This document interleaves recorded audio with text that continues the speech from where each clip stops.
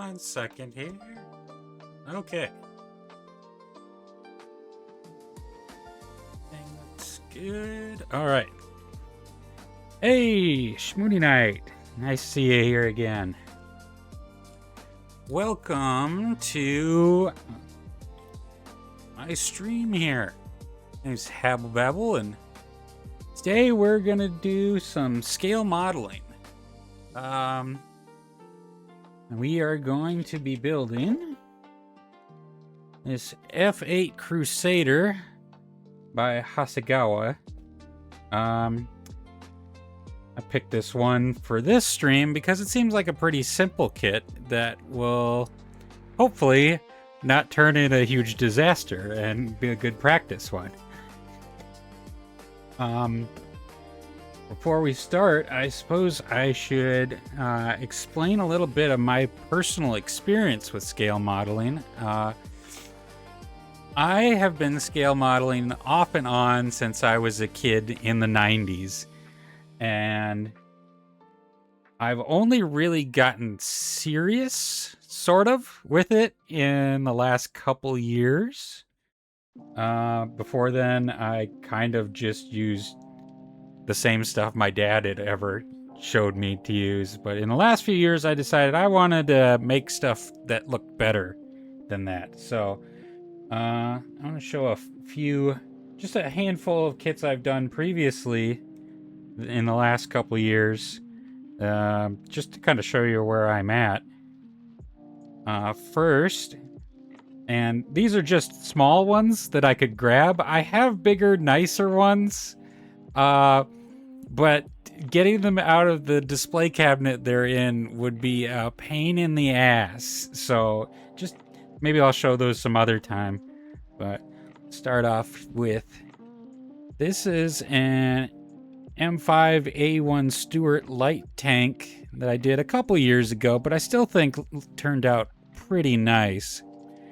It was one of my first attempts at weathering. You can see there's lots of mud splatter on the tracks around the bottom, and it just looks dirty in general, which I love doing that.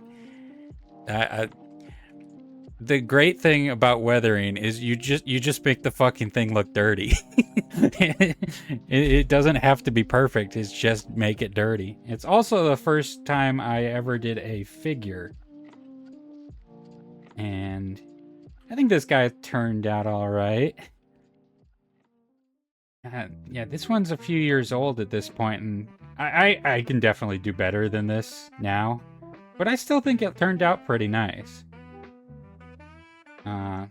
Next, here's a more recent one, but a pretty simple one at that. This is an F-5E fighter. I didn't go too crazy with the weathering on this one. I kind of just did some panel accenting, and I think it turned out pretty good. I actually airbrushed all the three-tone camouflage and that rising sun on the tail. That took a long time. Good question. A lot of people take a long time to build their model kits. I'm impatient. I won't wait for the paint to dry, and it bites me in the ass a lot. I'll be honest.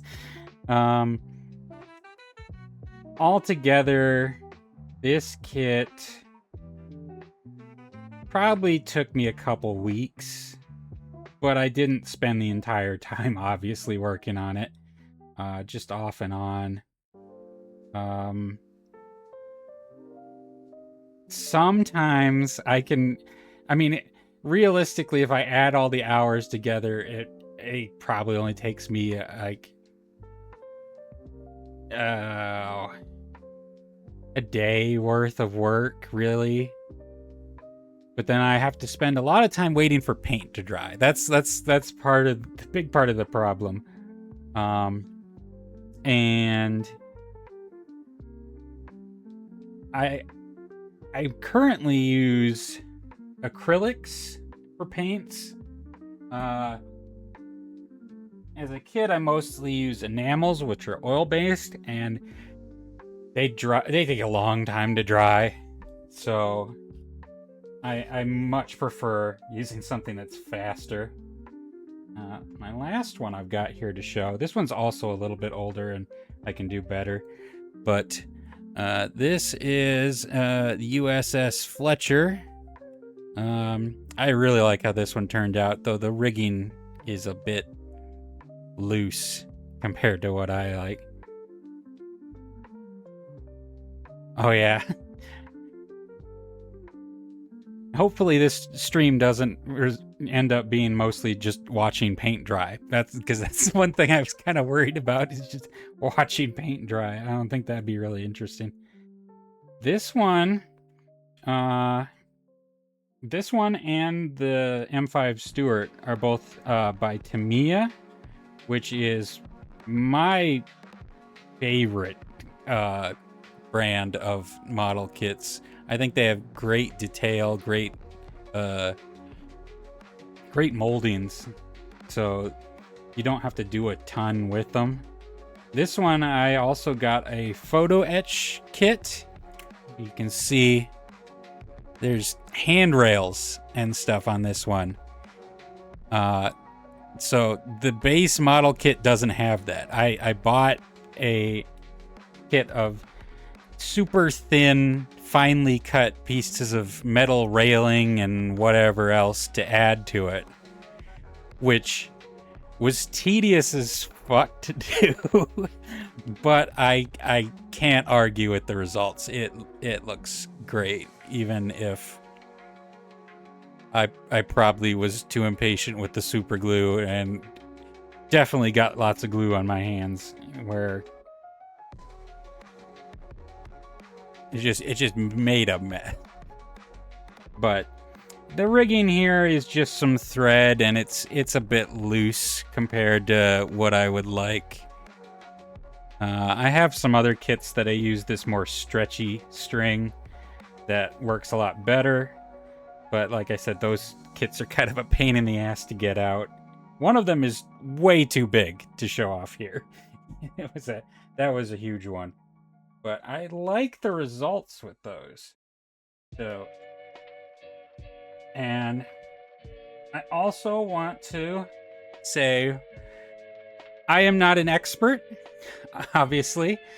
I do not claim that the way I do things is the correct way. There are things that the modeling community as a whole does that I don't like to do.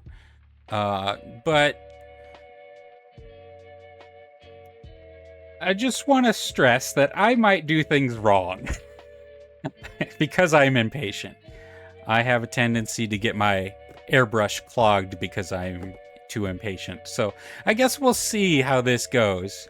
But hopefully we'll have a good time, and maybe people who are too intimidated by modeling can see the process or maybe learn some things. But why don't we just get started and we'll see how it goes. I have already opened this kit just to make sure I had the proper paints and everything. We'll take a look here and see how this goes. And yeah, some people are really particular about ways you're supposed to do it correctly, and modeling is both a hobby and an art. And guess what? When you're doing an art, some sort of art form, you don't even need to follow the directions. You can throw this out and do whatever the hell you want. That's what it is.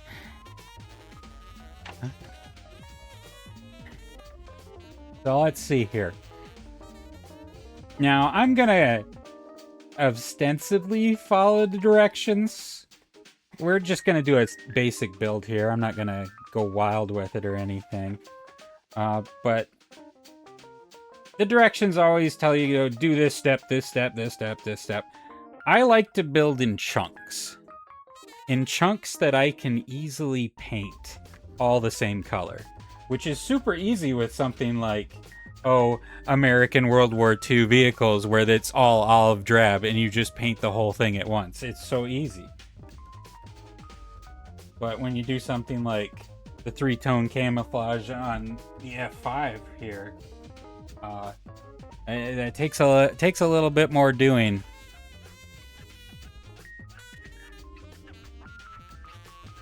So why don't we get started? First thing is a tip for any beginners who want to get into this. Get one of these. This is called I think it's called a sprue snip. This is how you get the parts off. As a kid with my dad, and I know this is the way old people have done it. The way you used to do it was just using an X-Acto knife to get the parts off the sprues. You don't get the cleanest cut with that. And also, as a kid, I totally did this because I was impatient. Don't just twist them off. You end up with such a terrible looking release there. So, we don't have a whole lot of parts here, so this should be a relatively simple build.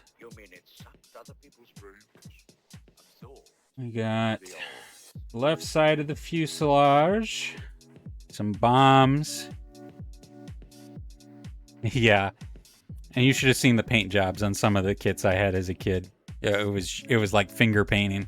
It was like an actual scale model of a battleship, and then it just finger painted all over. It's terrible.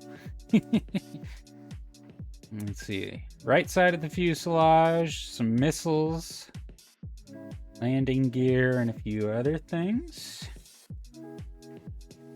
And our last sprue is the wings, parts of the tail assembly, and parts of the cockpit. Why don't we start here? The first thing it wants us to do is the cockpit. That's here in step 1. We got the floor there. The ejection seat in 2 parts, and the control stick. So we'll get those going quick.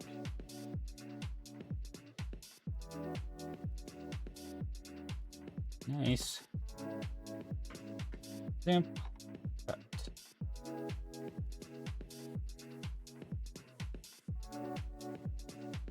And also, because I am impatient and I'm butterfingers, you don't know how many times I've been just fumbling with a teeny tiny but very important part, and it just slips through my fingers and on the floor, and then it's gone forever.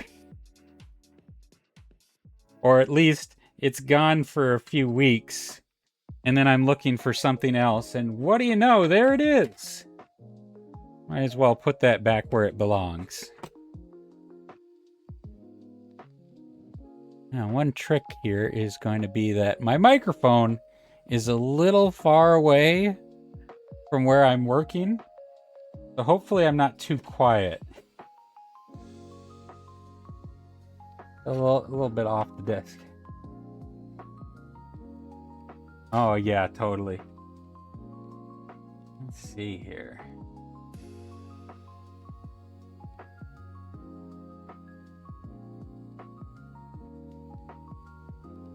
Like the camera is having some trouble focusing. Other small bits anyway. Okay. Got those 2, and we also need the control stick. Where is it? Here we are. I'm gonna leave it on part of the sprue. Ooh.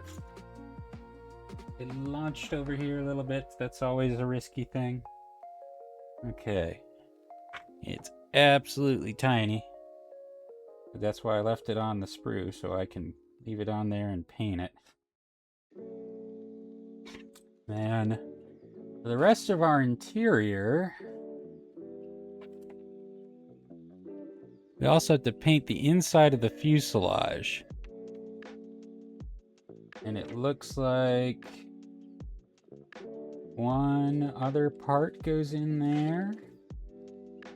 Number 8 here. Where's that one at?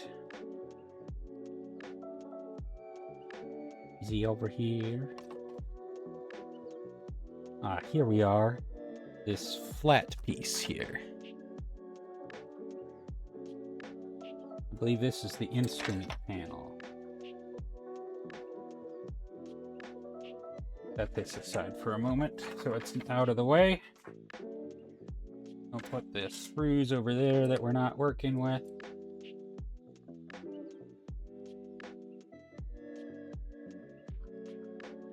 So, we've got 2 halves here for the ejection seat.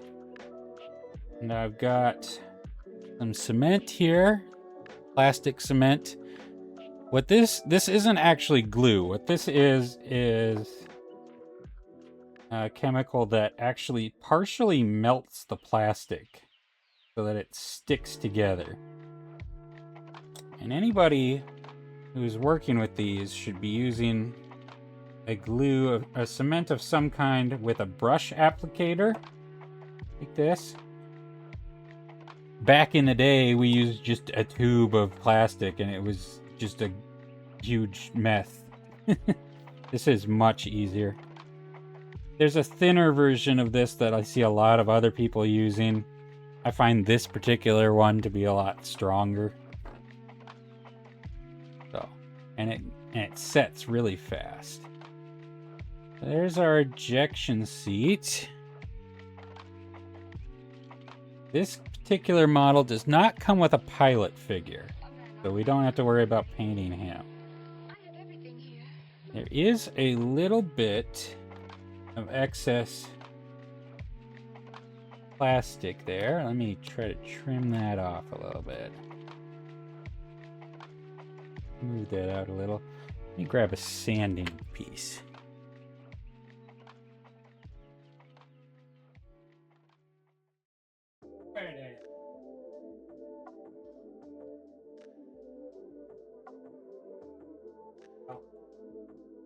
This whole thing is what we call a setup, isn't it?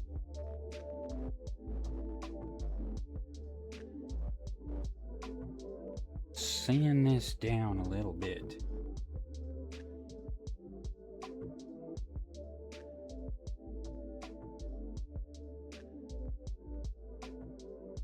It doesn't need to be perfect in my mind. Nobody's gonna really see this. Some people are very particular about sanding seams between plastic and making things look perfect. It's however much work anybody wants to put into something like this, really. Like, if you want to go to the trouble of sealing every single seam, that's for you to do. But if you don't want to, you don't have to. Oh, that looks a lot better. That's good. Okay. Seats there. Here's our base. There's instrument panel. Okay, what else? What else? What else must we do? All right, the base is going to be painted B7 aircraft gear gray. I think I have the different color picked out, but that will work. And the ejection seat needs to be black. And anything else? Ah, number 7. I believe it was on this one. Yes. This is going to be painted the same color as the rest of the cockpit, so I'm going to just include it. It goes inside the canopy.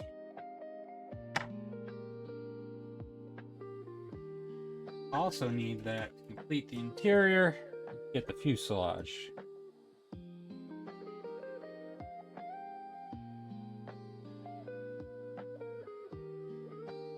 It was kind of broken off already. Make things easy. Is this important? I don't think it is. A little bit of plastic. Turn that off.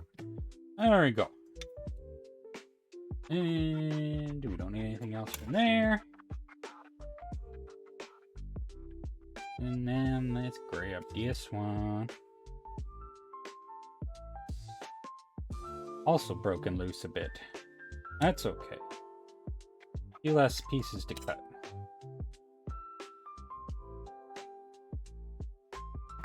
Okay. These are all our interior bits. That's garbage. I don't know why that just fell off. Let's see. How shall we do this? The first thing we need to do, get this interior part done, is to prime it.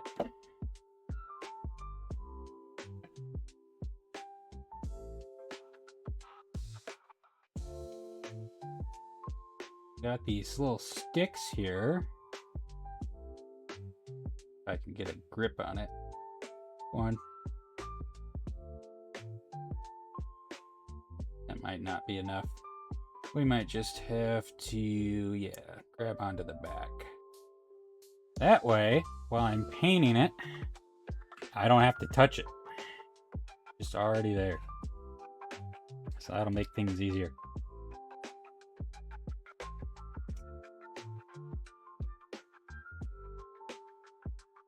All the parts. We want to get primed right off the bat. Priming is pretty important with scale modeling, as with all painting. It's noteworthy here because the paint won't stick very well sometimes. I think it varies from one manufacturer to another, but sometimes paint will stick to the plastic just fine. But other times if you touch it and you haven't primed it, it'll just rub right off even after it's been dried. This instrument panel is going to be covered by a decal, I believe. I'm not really worried about it getting painted perfectly.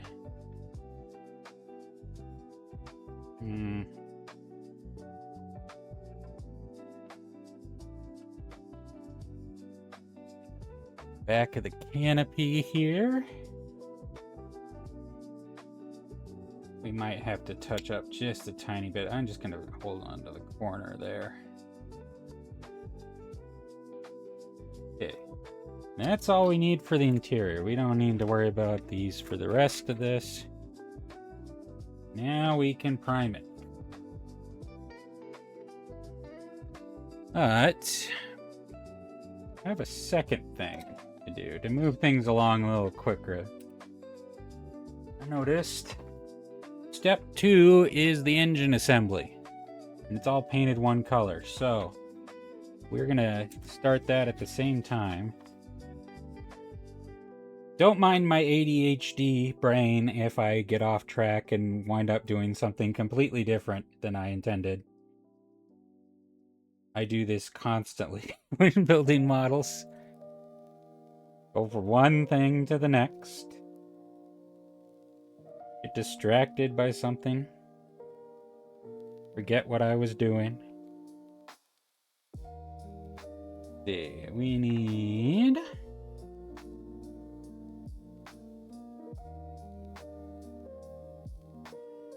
not on here. Not on this one. 33 and 43.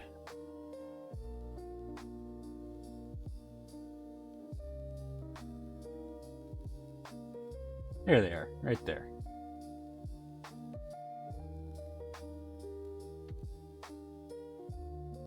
And all of these are going to be painted the same color, so I'm going to build them and prime them at the same time.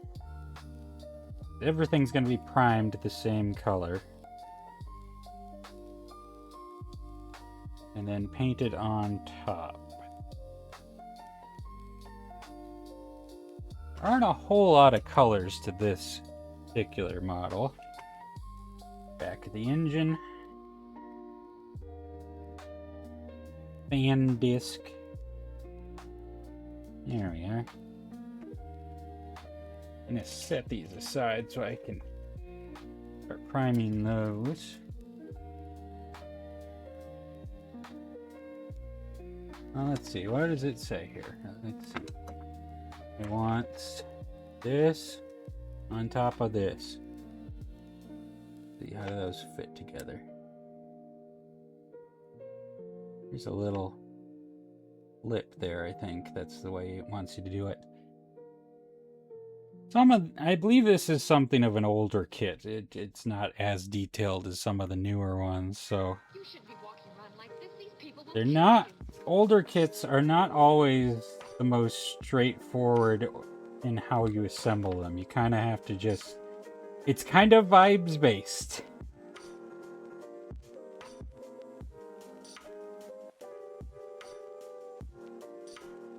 Okay. That goes on there. Uh-huh. I understand this.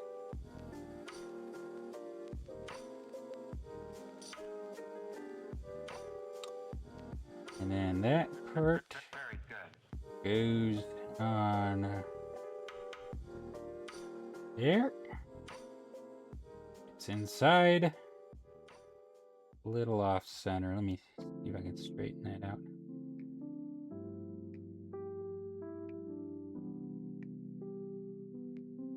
There's our engine. And then these just go on the sides, but it looks need to be. Let's see if we can trim that just a teeny tiny bit. That'll probably work. That'll probably be fine. I wonder how many times I will say that. It'll probably be okay.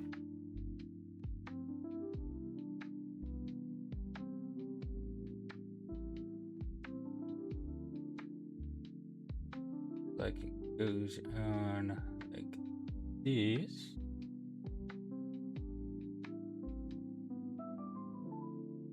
And out towards the back. Is that correct?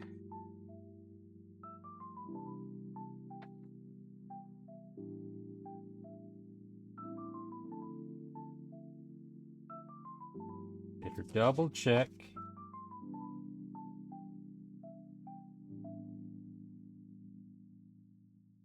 I can see.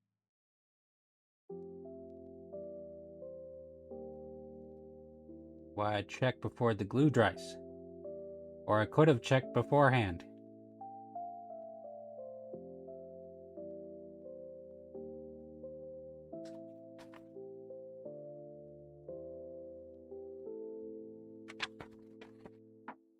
Old directions, not always the most helpful.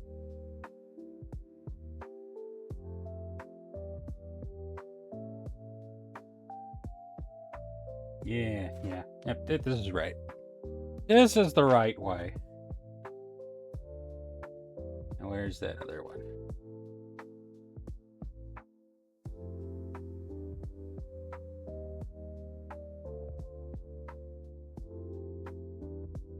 Trim that just a tad.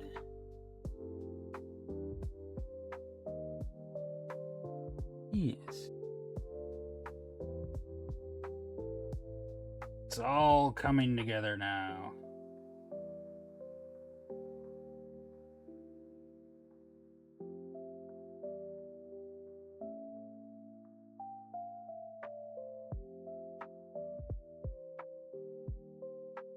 There we go. engine subassembly.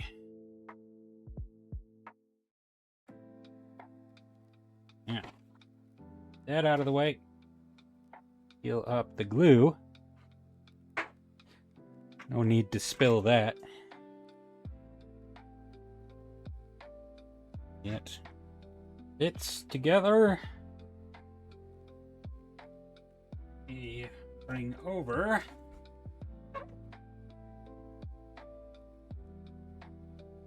the airbrush booth. I'm going to predominantly use airbrushing on this. There's like very small things I might hand brush, but airbrushing just looks so much better. Can't argue with the final product.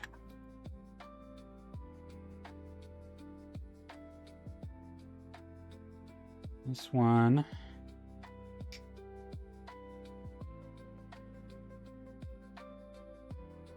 Now we'll see how this primer goes. This particular primer is light gray primer I have here. I have mixed results with it. Because its thickness kind of varies for me sometimes, and it will clog my airbrush sometimes. I have a black primer of the same kind that always works for me, but will be too dark of a primer for this kit. So we're gonna go with the gray. Hopefully it doesn't cause me too many problems. Hopefully I don't regret this too much. We'll see though. Now, I checked, and turning on my compressor from my airbrush, as well as the fan for the spray booth, didn't seem like you could really hear it on my microphone. Maybe I have the settings in a good spot, but we'll see. So if it gets loud or weird, that's why. This thing is, that's probably a third full, so that should probably last us through this just fine.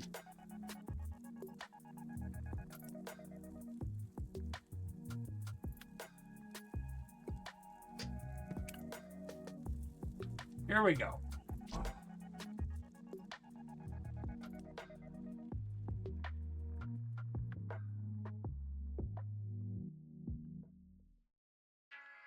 First, the inside of the canopy.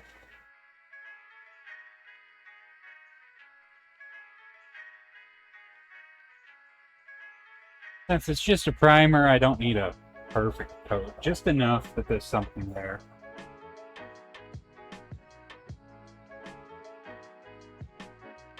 And everything's gonna get this primer eventually.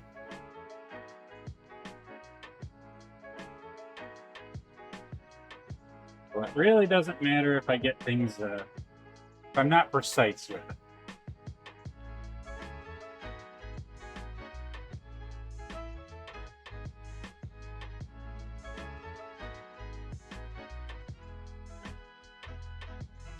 Heavy on that one. Oops. Okay. Now the engine.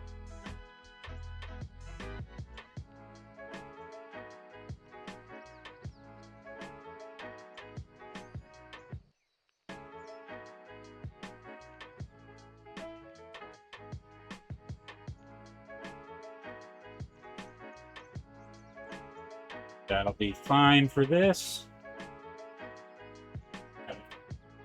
Save. Primer I didn't use.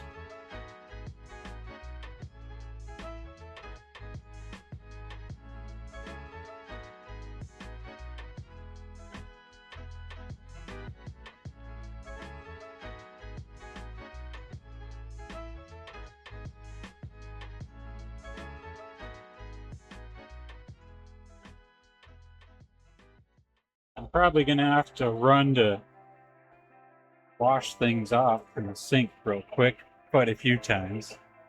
I don't want to let this paint dry inside the airbrush or it's just gonna be a disaster.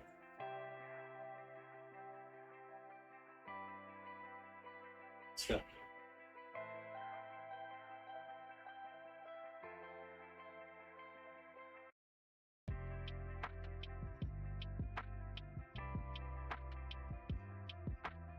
trying to clear the airbrush right now. Because, nice little trick you can do is, without painting on these double action airbrushes, you can actually use the brush itself to blow air on things you painted to make it dry faster.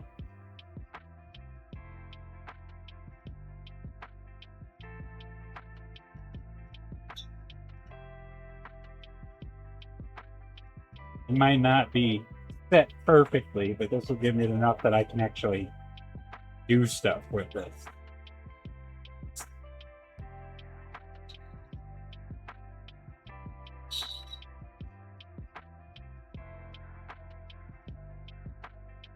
That looks fairly dry.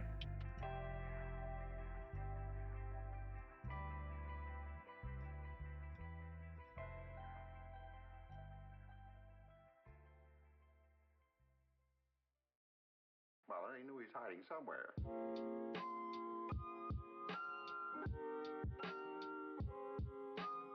Right?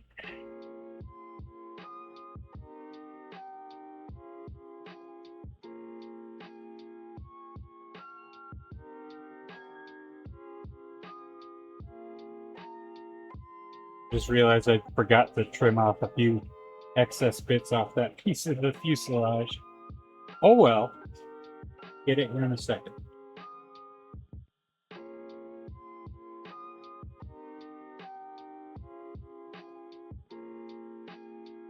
Worried it might have got a little thick on the primer on this floor of the canopy, but it looks okay.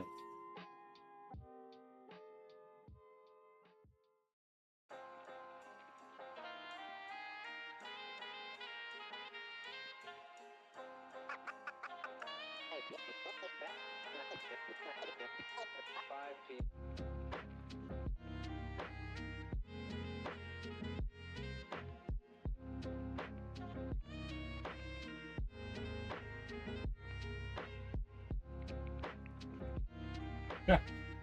Actually, I think I forgot to spray that. Easy fix.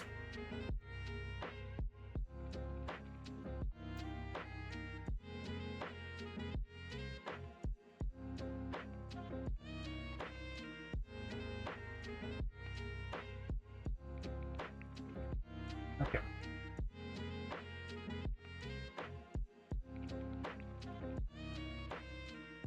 Good.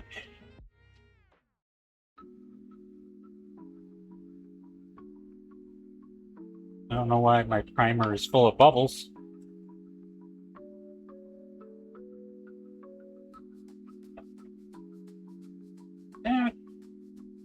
About a quarter full.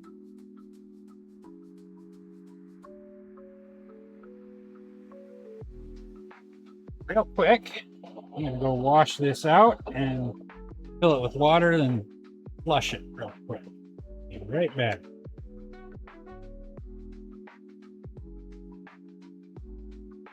Filling stuff.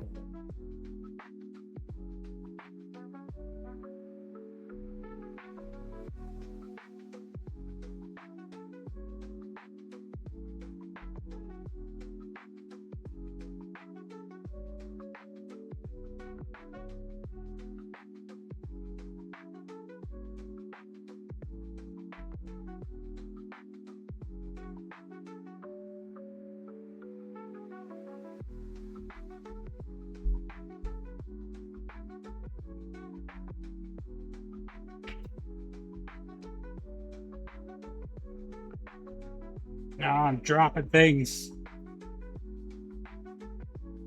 Making a mess.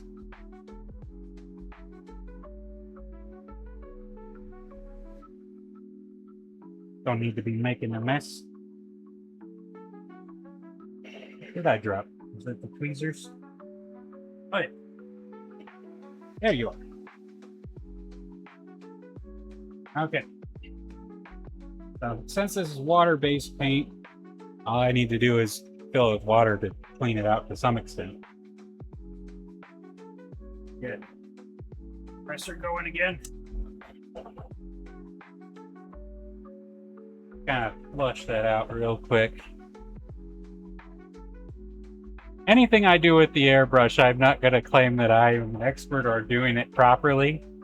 There are like proper kits for cleaning airbrushes. I kind of just improvise.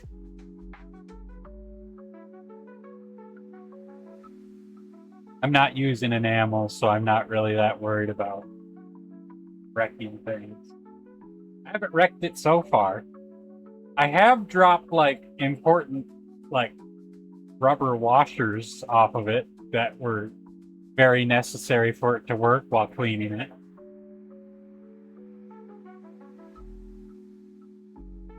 And it's another one of those things, you drop it on the floor, you never see it again.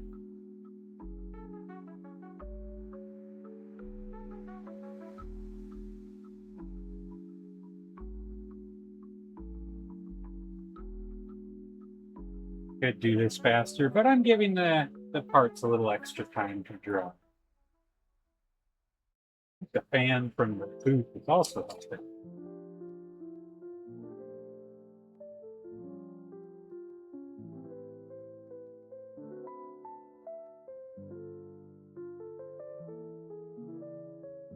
We're not done with the primer though. I don't need to get too crazy with it.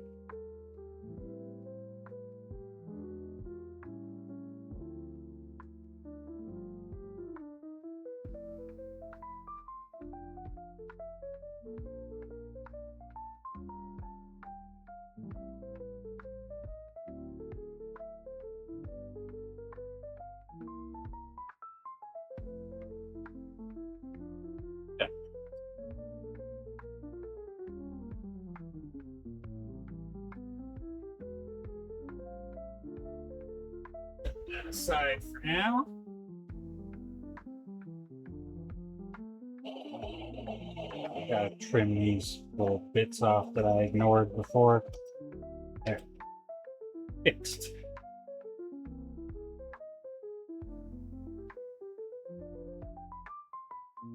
Now, which paints do we need here?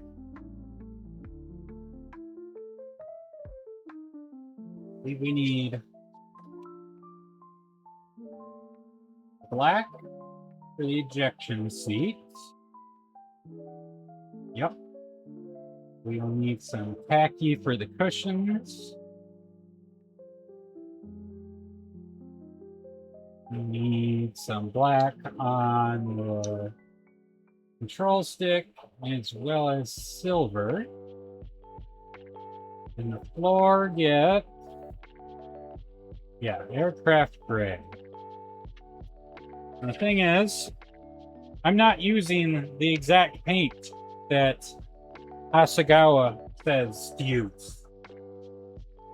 That's just not what I use. So I kind of have to improvise on things that specific. What color gray did I have picked out? See if I can remember which one it is.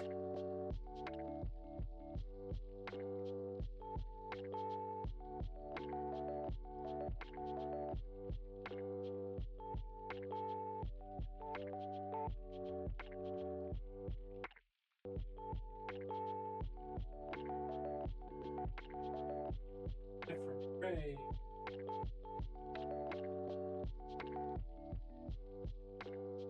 Khaki. Silver. There we go. Realize that everybody's going to be on your tail from 5 o'clock Oh, until the day you almost die. forgot.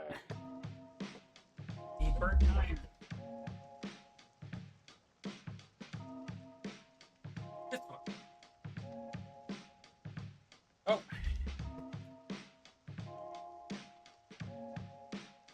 Okay. Now let's see.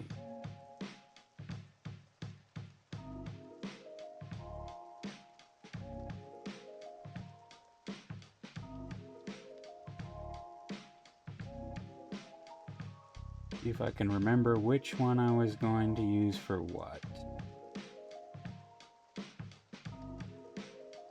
There's There's so many different types of gray out there. Oh, yes.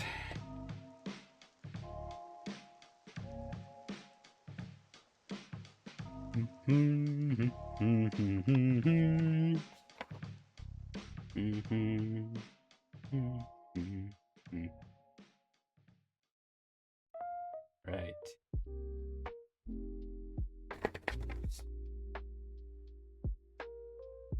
Gray.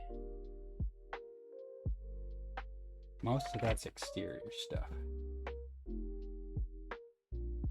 Not that one.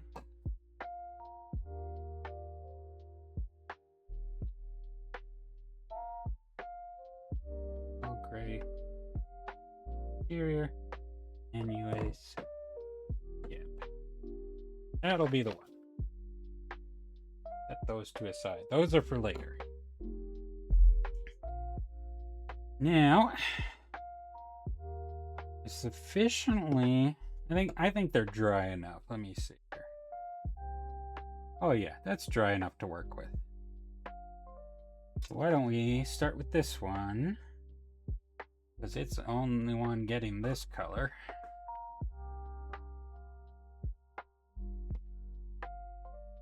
Set everything else aside.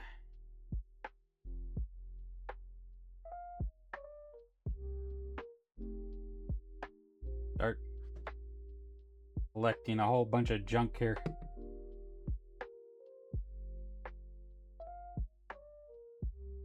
Set you there.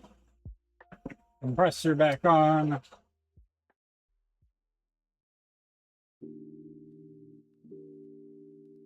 There for a second. Yeah.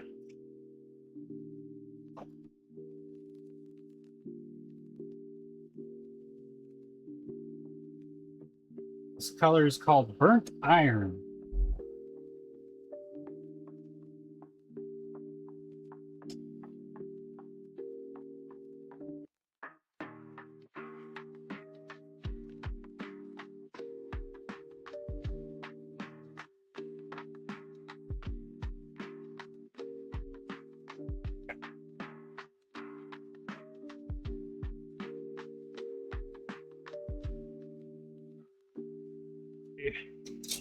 Just don't want to accidentally get the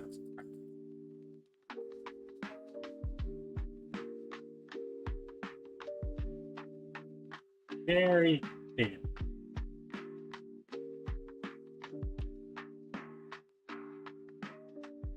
But I ought to do this.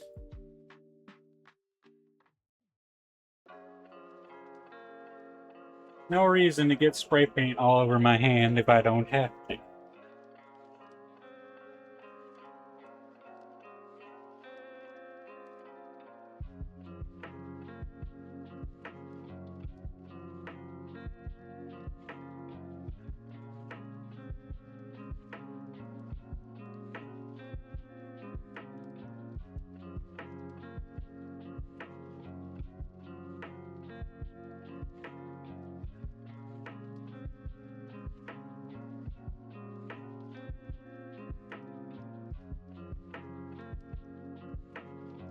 Probably need another coat. Or maybe just air drying it'll hold.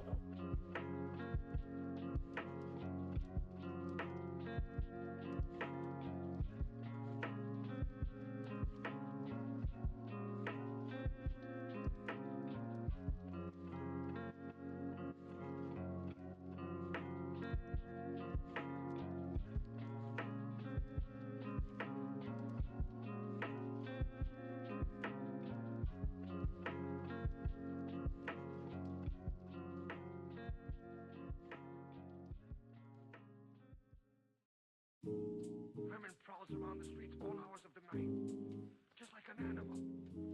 Maybe he's the vampire. Don't start any gossip with that, Kringle. Heaven only knows where it might end.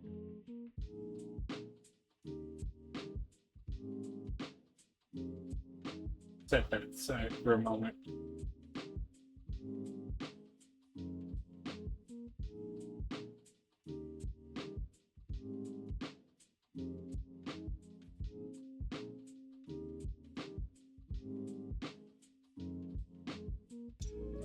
another coat that one that'd be necessary.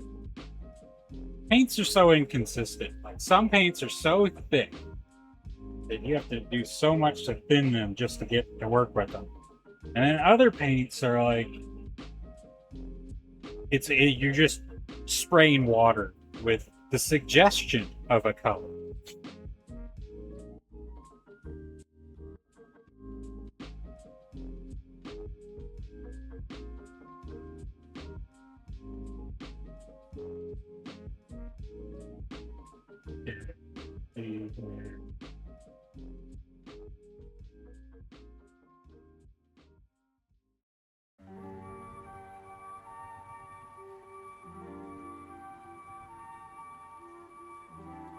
We'll let that sit for a little bit.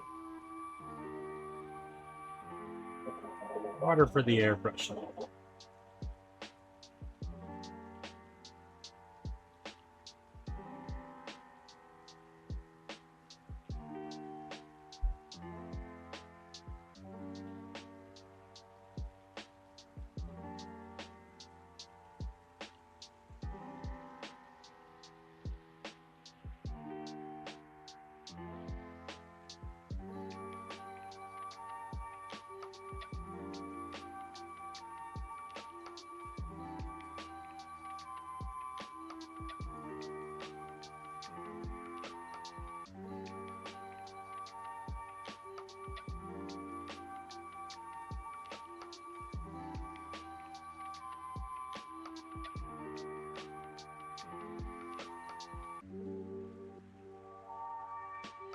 There we go.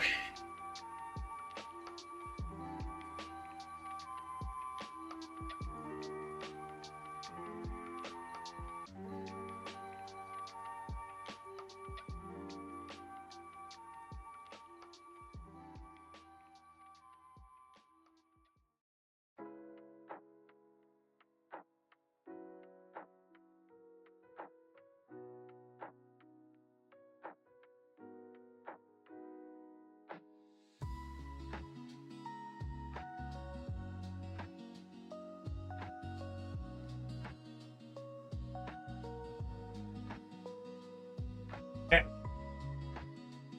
Next.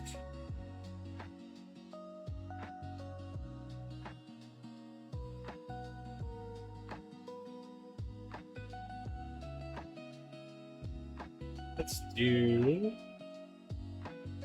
black for the ejections.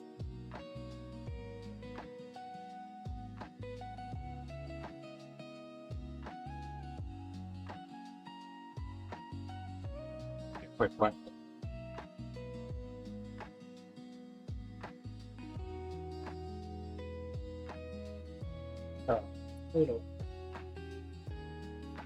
One thing I really like about this Vallejo brand that I use is that they have a normal paint and they have an airbrush ready paint.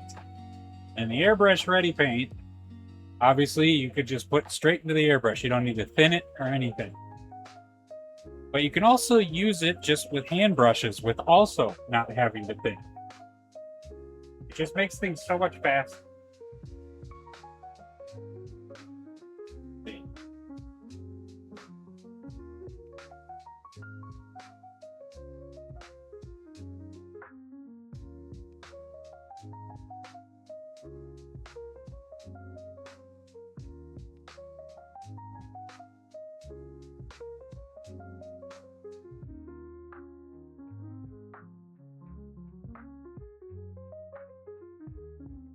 See how that looks.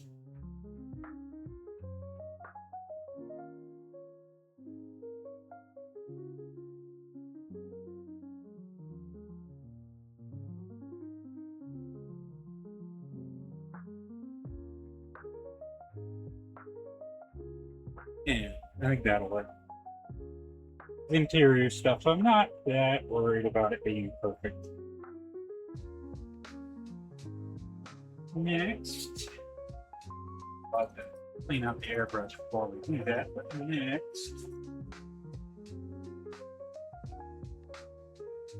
I think I'm going to hand brush on the control stick, light stick. Everything else is getting the gray. So this will go quick then. Then we can go back and touch up that burnt iron on the engine. Let me go clean this out real quick.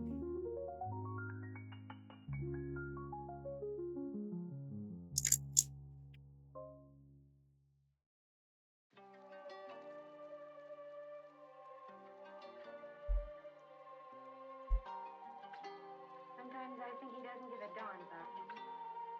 He's all I can think of.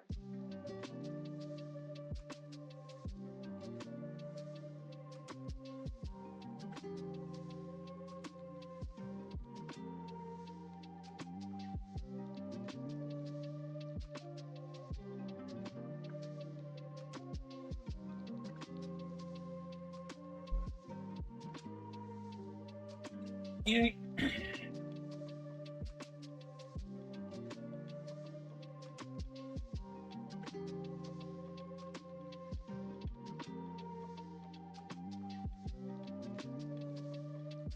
I probably should have done the gray first.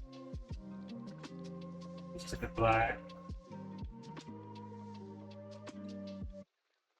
Easier to clean it out.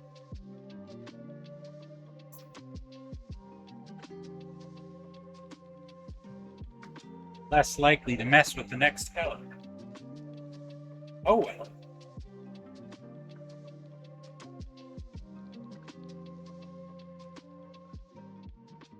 I think we will all survive.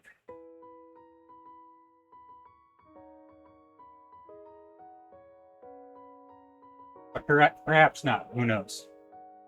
I don't know with paints. Could be the end of the world.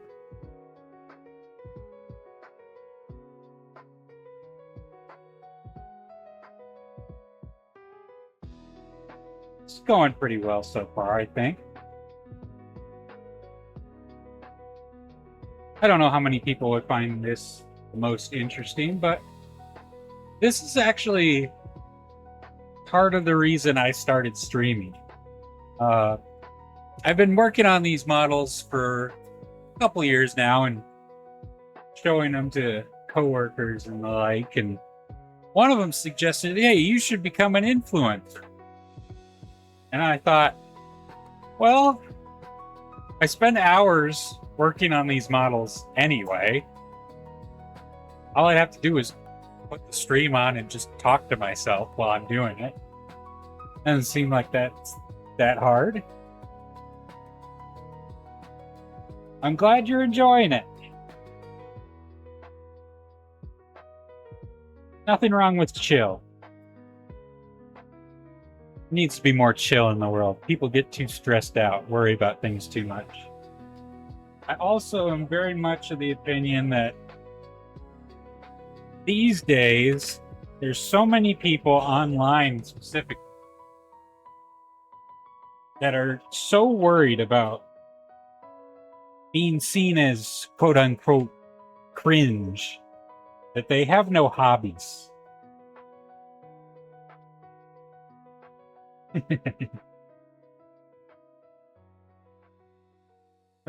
No one should be afraid to just try new things and make things. Yeah, you might suck at it at first, but that's art. You learn from experience, and that includes screwing up and not doing paint in the right order. Okay. I think we're probably okay. Let me see. I could probably flush that as I'm painting.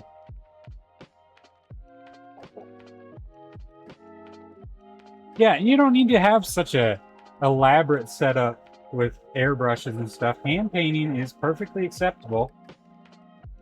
You can make things look great hand painted if you thin it properly. I'm just impatient with that stuff.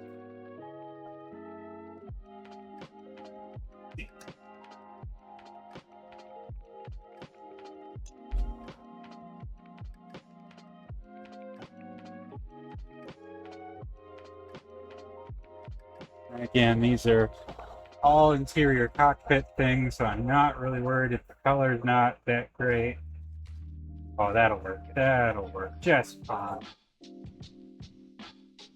I bet you could barely even tell because everything's gray. The plastic is gray, the primer is gray, the paint is gray.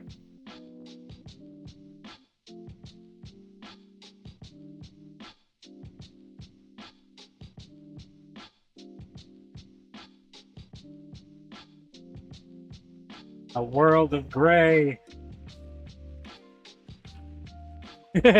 Like my soul. That's great.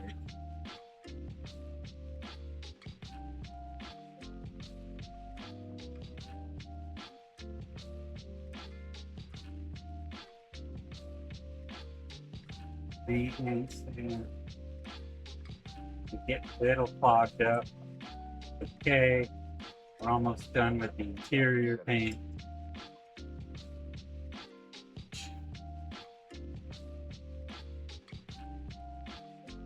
Nothing but gray emptiness.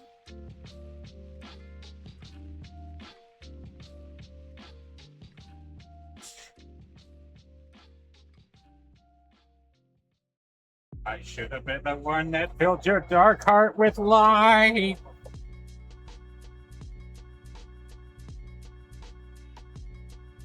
Yeah, that'll be fine. You're not going to see any of this.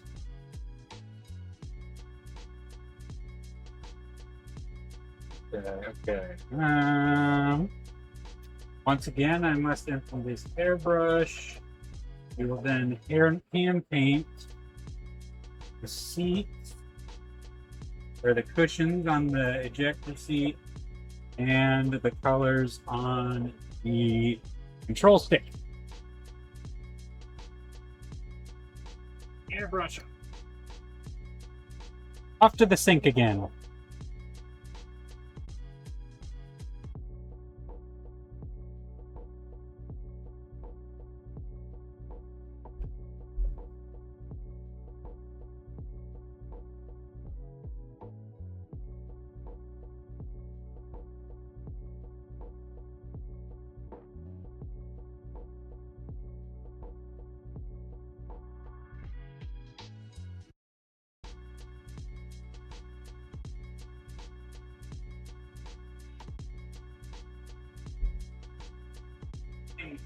Think of something close by. Like, oh yes, almost forgot. I need another coat of burnt iron. That'll be just.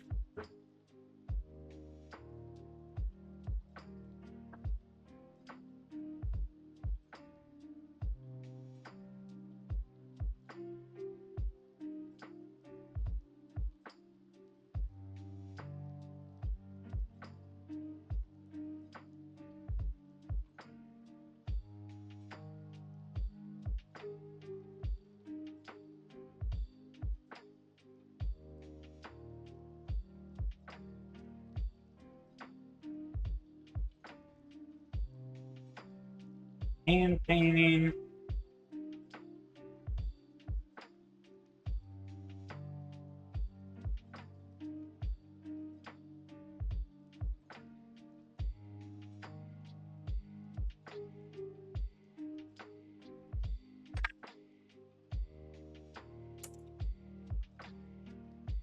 I have to block the end a little bit.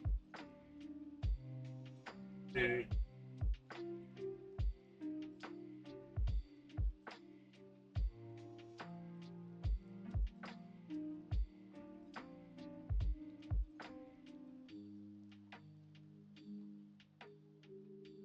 Yeah, that needs one more coat.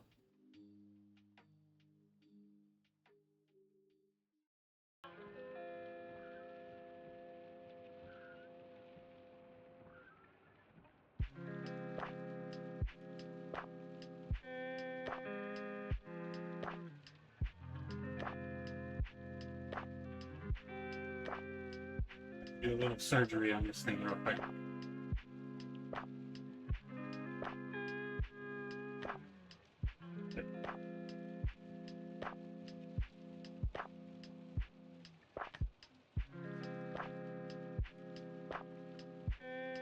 Disassemble. Oh.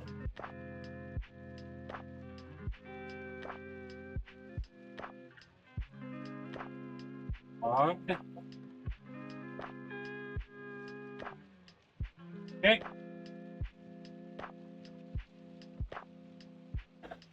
Make it all about a mess.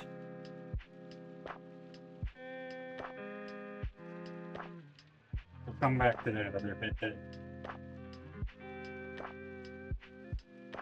Need some airbrush cleaner.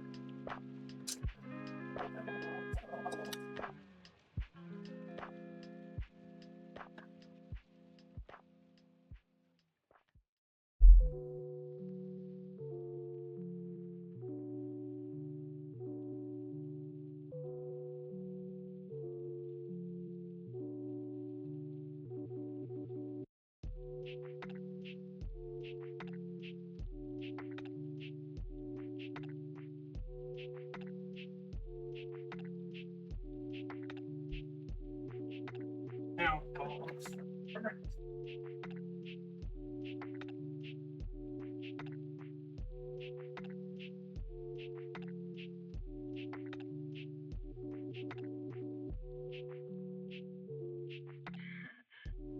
always a risk with airbrush.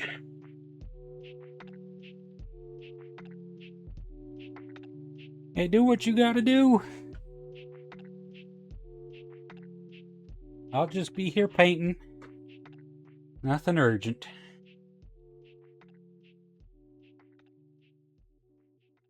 Okay. Maintenance time anyway. How many did we kill? Oh, about eight. If either one or both of you gentlemen conduct yourselves like you've been doing today, I'll hold you in contempt. The both of you. Little bit of maintenance to be done. Oh, there it is.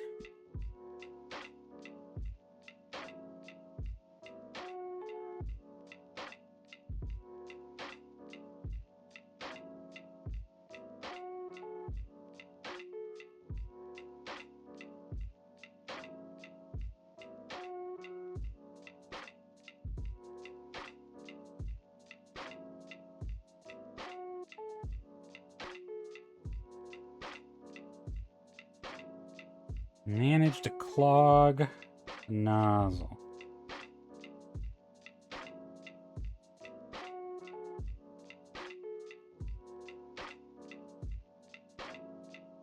I need to soak it.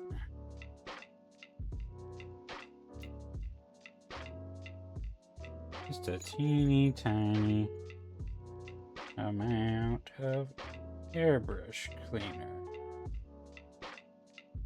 There we go.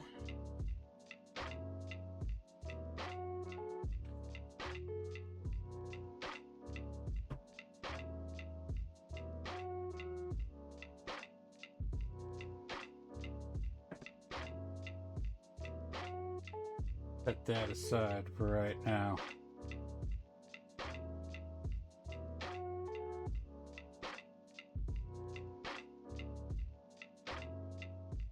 Continuing on then.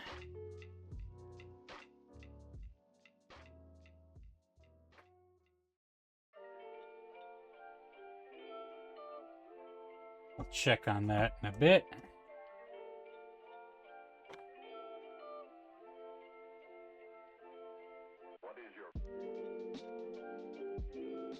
Those are done. I'll do that one more. I need a little pan.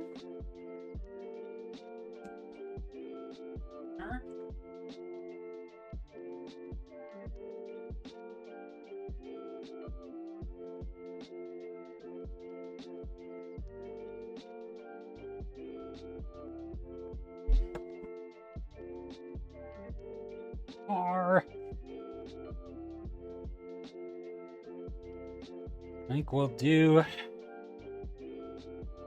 khaki on the seats real quick. Let me check on the instructions. Headrest and the rest of the seat khaki.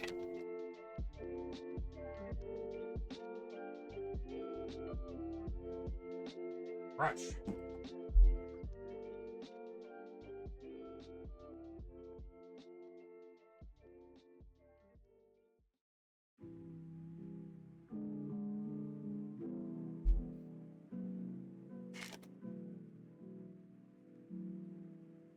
Too many ways those monsters can get in up there.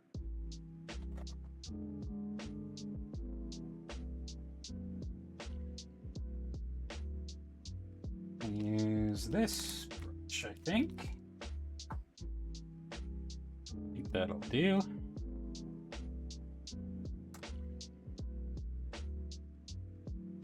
A little bit of khaki with a little bit more thinner.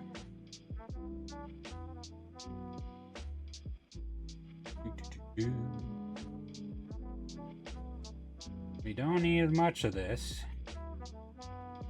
We'll go pretty quick.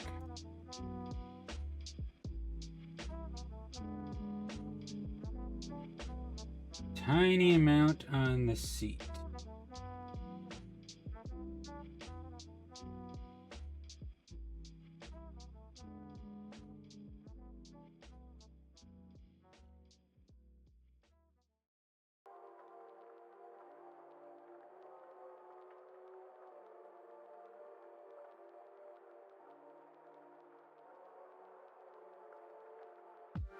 Need a little extra lighting. Let's see.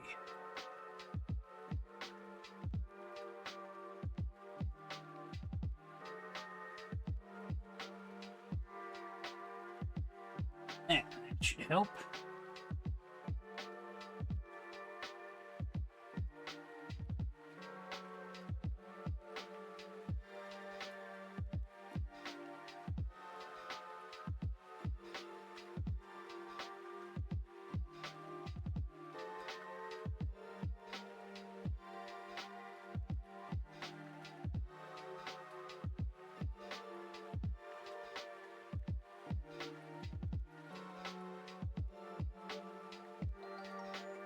Might need a little bit more on top. Headrest. Right.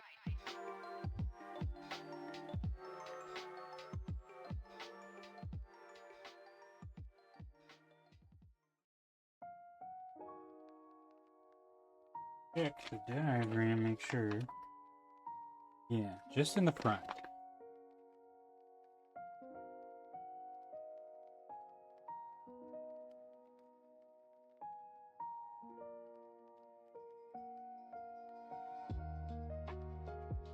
Might just sit for a moment. Let that dry just a tad. And those are already done. Yes, and then I need that. I need a smaller brush for that.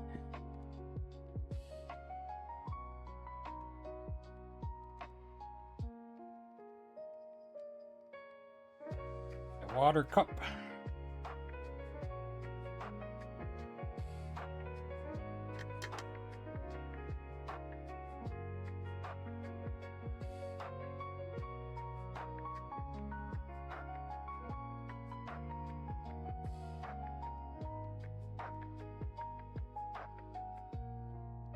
Probably ready this.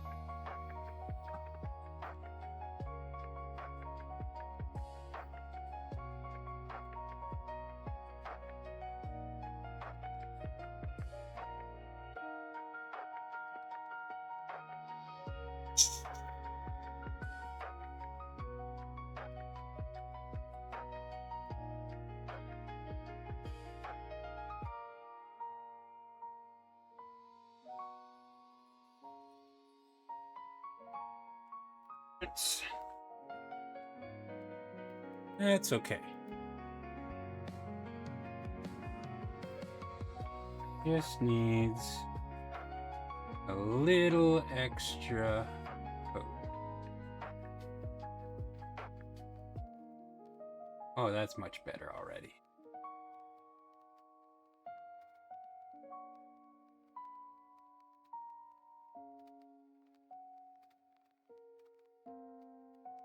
Again, just the cockpit. Not like it's going to be super visible once it's assembled.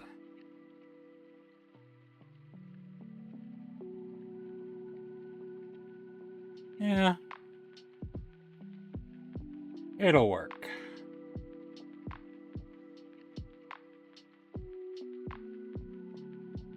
Alright. I need a smaller brush for the control stick. Set that one aside. We'll probably reuse that again later.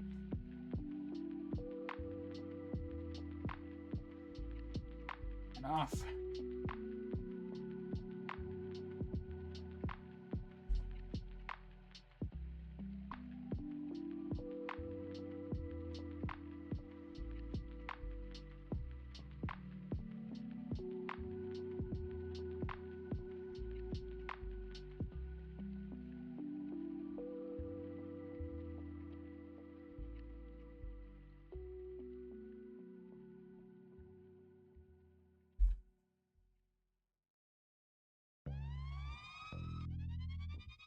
Okay.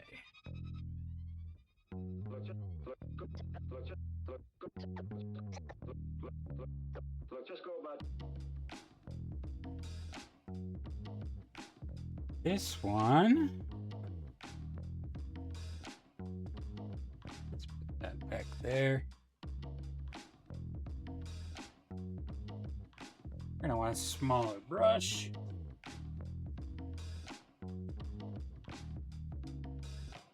Teeniest brush I got.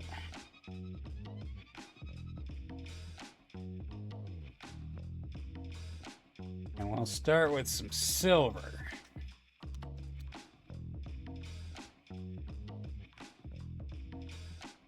This thing is very small. The camera is having a hard time adjusting to it. Need a tiny amount.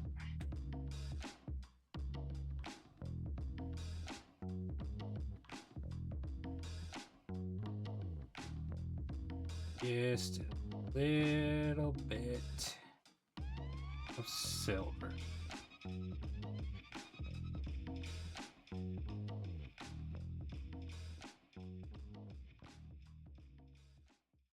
Even 10 minutes is a long time to be away from you.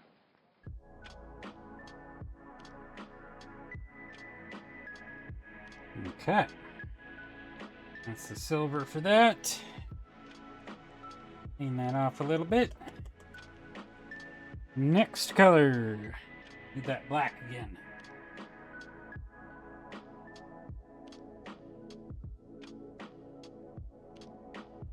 Now there's room on here, so I'm not gonna go wash that off. Oops. A little more black than I wanted. Oh well. Waste a little paint. It'll be fine.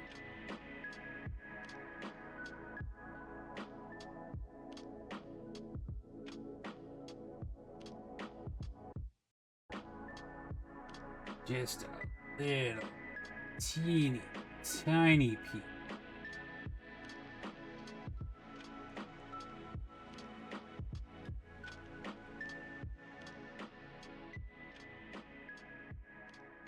Other side.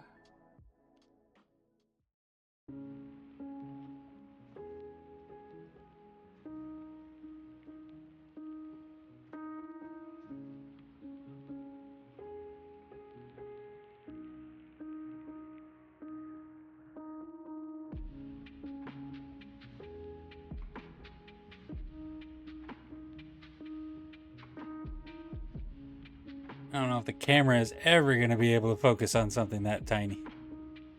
Does not like to focus on it. But there it is.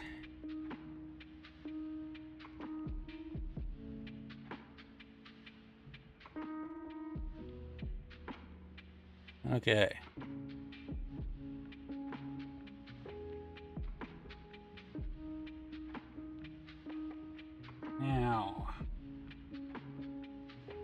We've done a once over on all the interior pieces. I think most of them, let's take a look here. There's not a lot to these. And again, canopy's gonna be closed. So it's not like it's gonna be all that important that we could see all the details. Oh, and these aren't even the smallest pieces I've ever worked with.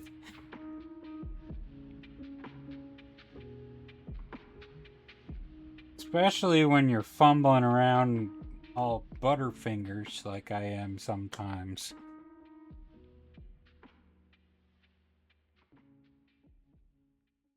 Okay. So, I'm gonna wash this pan real fast so it doesn't dry. Oh, keep bumping the disc.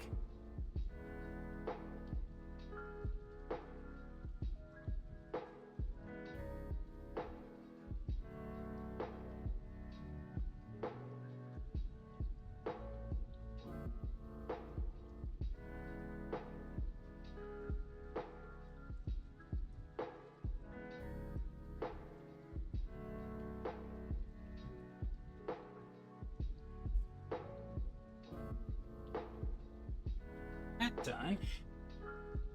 I'm going to come back to the engine in a little bit. Let that airbrush cleaner do its work on the nozzle. But right now,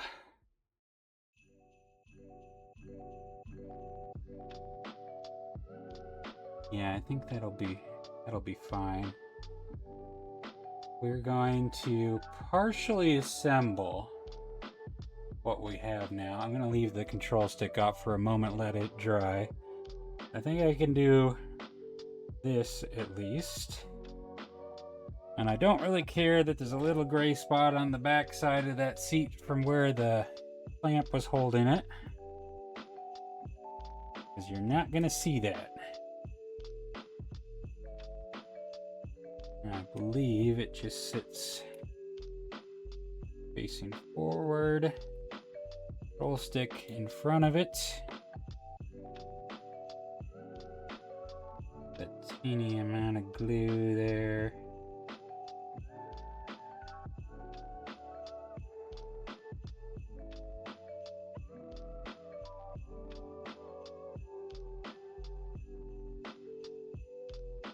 Even though that khaki's not really dry yet.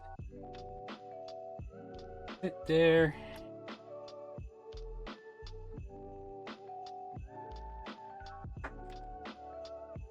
Let's look here.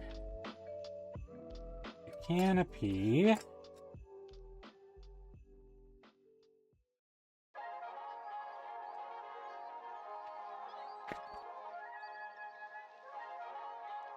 you said we were going to have the place to ourselves. Oh, just the ocean, the beach I couldn't get. We've got a decal that goes on the instrument panel there. And that other piece I have is inside the canopy over here. We'll come back to that in a moment because that goes on the outside.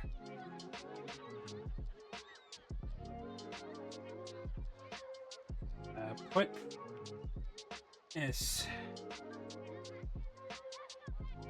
See, is that going to interfere? Maybe a little, but I think I can still work with that.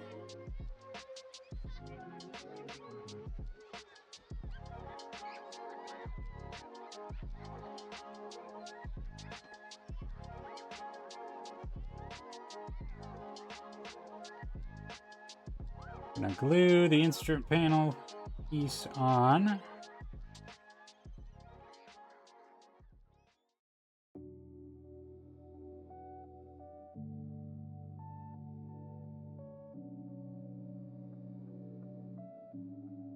Sure it is flat. We're just gonna glue it on the one side. Yeah, that'll work.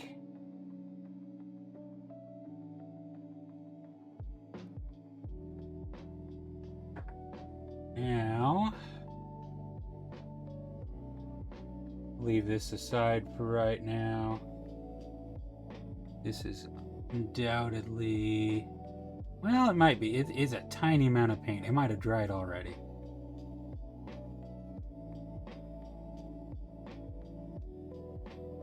What I'm gonna do here,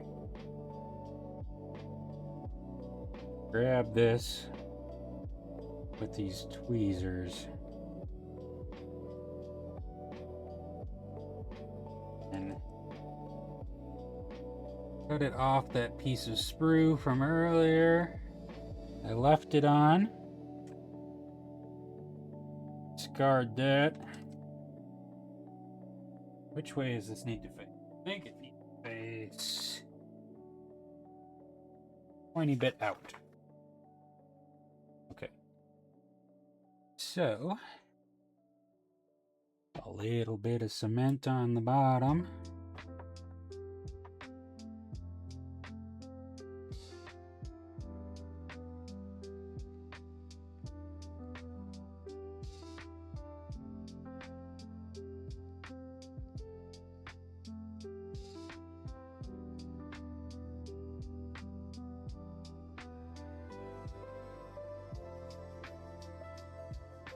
Straighten it out.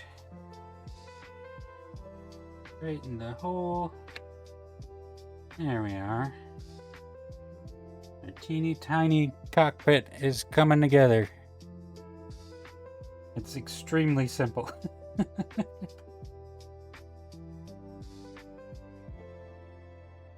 Okay. Now, we need to go back to the airbrush real fast. Address this issue. Is that nozzle efficient? It looks like it might have.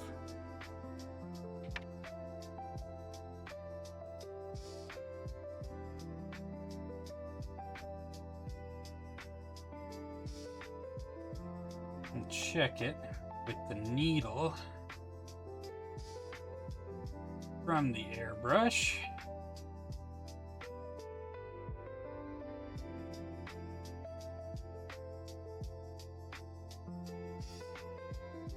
Make sure that thing is cleaned off first.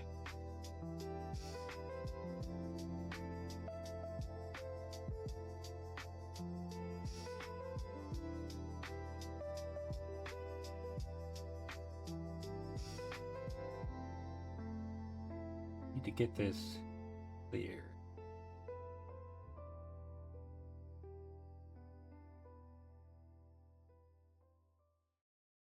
Why must I be tortured again by all this?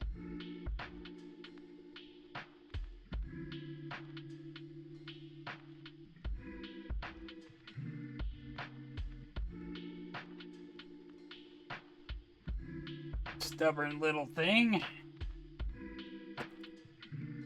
Tiny little bit caught in the claw, caught in the nozzle.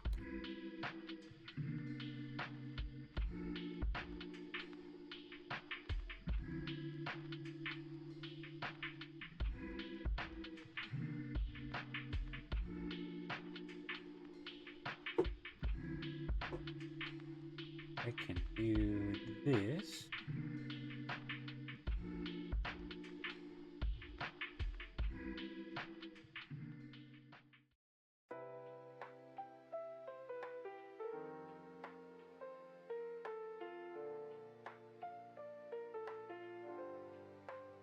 Yeah, it's clogged real good. Stubborn thing.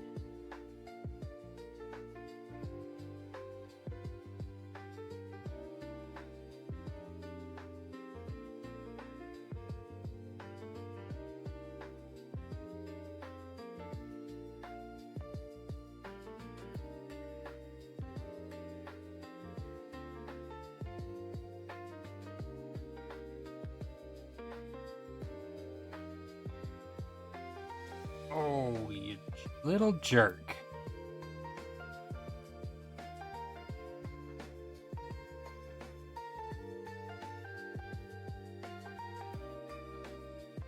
Ah, there it goes. A little chunk caught in there. Now we can make some progress again. Okay.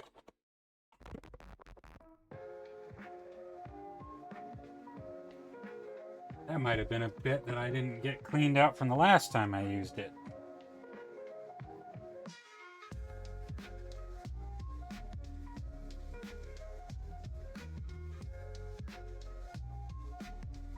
Okay.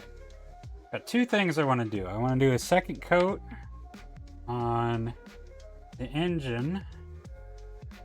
And I also need to get a layer of varnish on the cockpit assembly.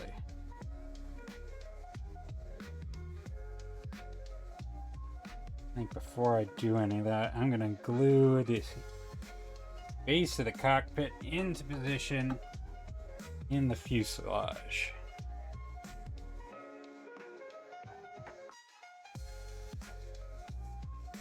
Or, actually, no. No, let's hold off on that for a second. We will put the cockpit back on one of these. I'm going to set those aside again. And let's just get a second coat of this on here.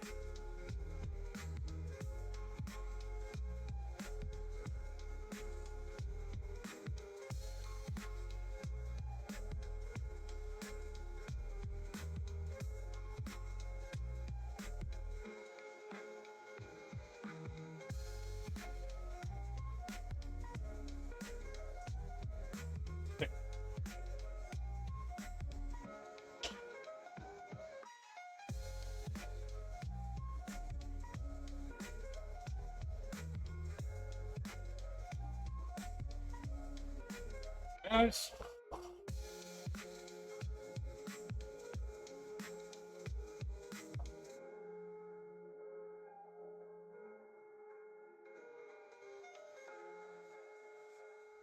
That looks a lot better.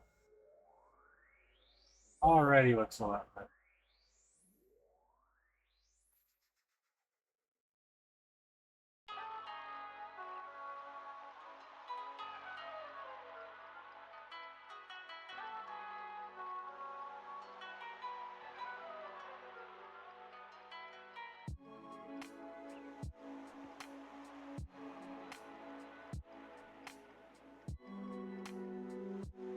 That's looking pretty good.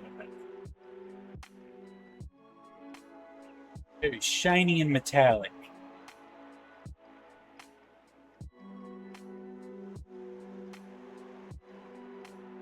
All we need is that. Clear this again. Now we're gonna have the bane of my existence. Varnish.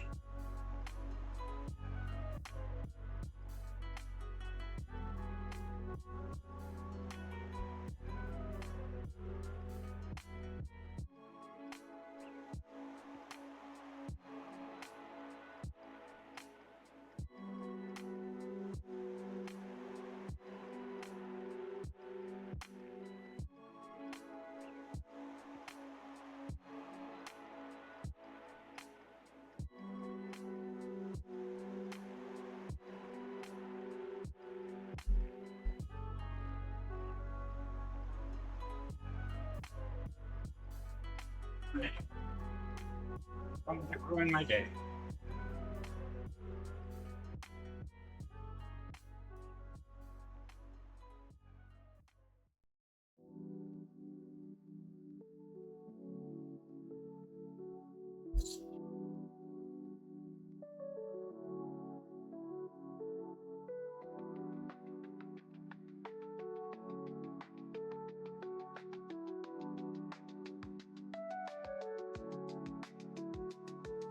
Nice and clear.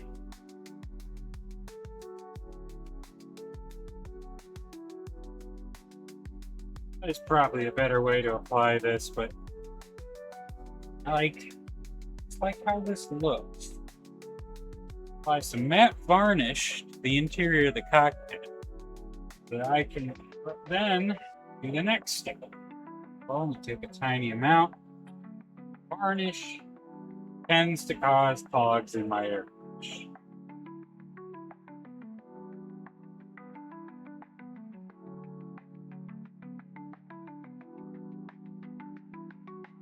A little tiny bit. Do the same both insides of the fuselage.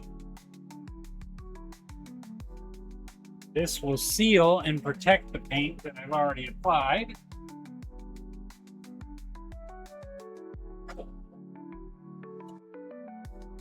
So that I can then use a panel accent that is oil-based, because otherwise that would just screw with the water-based stuff that I've already applied.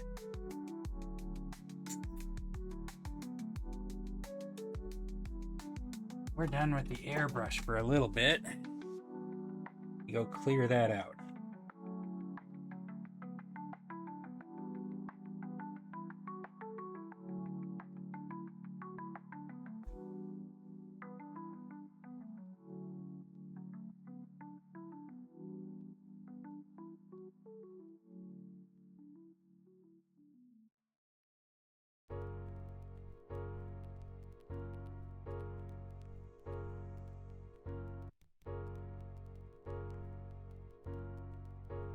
Why did she send it to you? She wants to come back.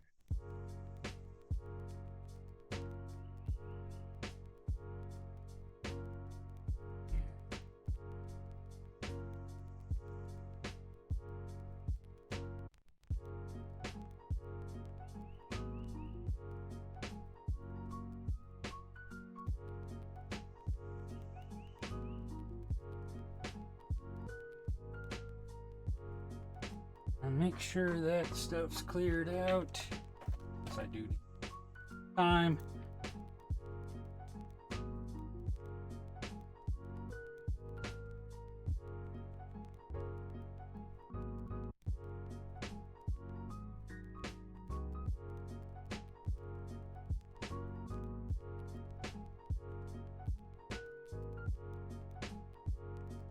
Clean this off a little bit. Think we might get to some primer for the exterior today. We'll see. The rate we're going, probably not. We'll just work on assembly mostly. Otherwise, this now get clean. Put that aside.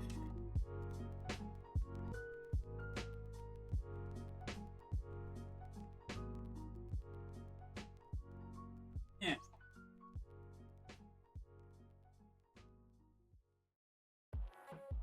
Team next is that guy.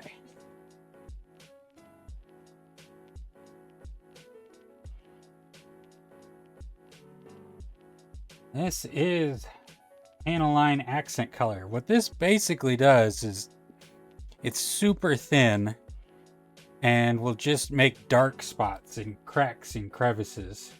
Basically emulating shadow. Those are good. Now,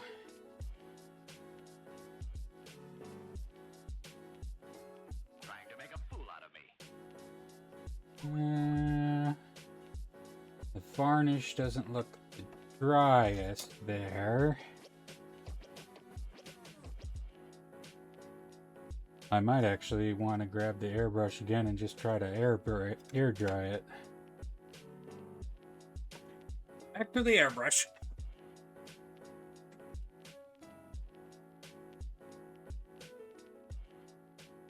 Come here. Need you again. Need you, my friend.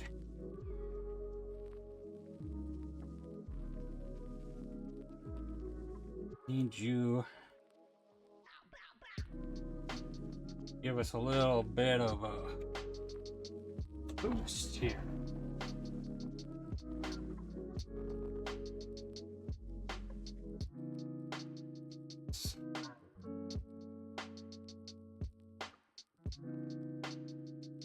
dry it up a little faster. I can already see it's drying up much quicker than if I just let it air dry. Well, this is air, but you know what I mean. Yes, yeah. A little bit of moisture on there.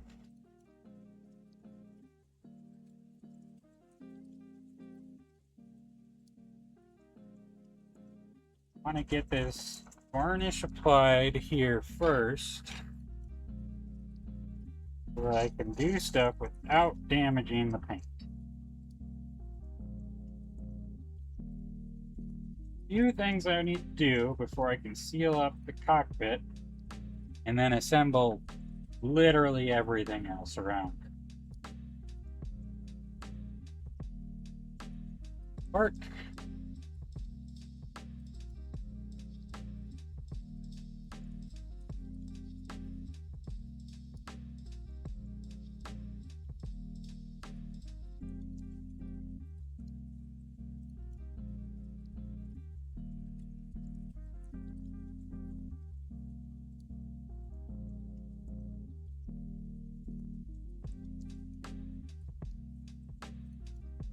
Just need it a little more dry to seal everything up. Again, it's just the cockpit. It's gonna be enclosed within the canopy, and this particular aircraft doesn't give you a whole lot of ability to look inside of it, so not really that worried about making this perfect. Just want it good enough so that I'm satisfied. Okay. I want some Q-tips for this. And need some thin.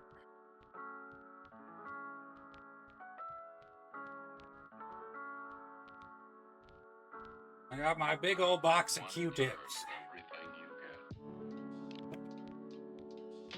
Trust me, I need all of them.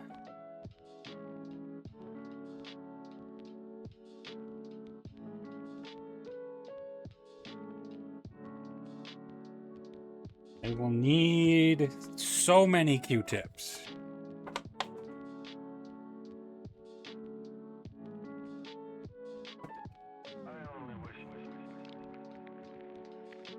I go through so many Q-tips in this process. They get so dirty so fast. Have our enamel thinner sit there.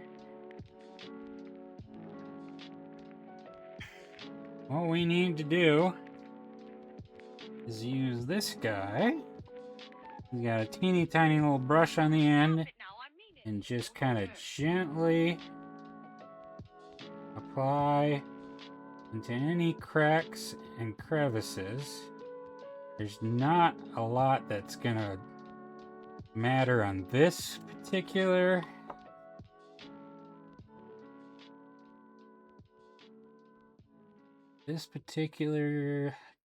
cockpit.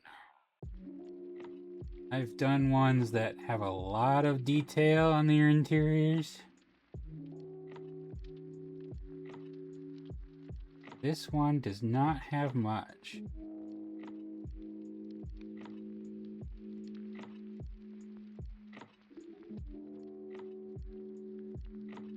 Just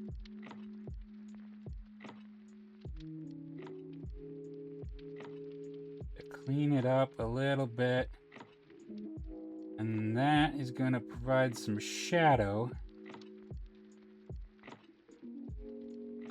down at the base there. But really, that's it. That's it for this one. Jeez, there's not much to be done here.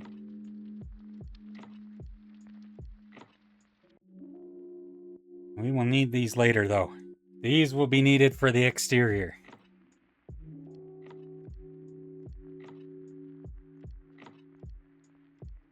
Okay. Little bitty cockpit.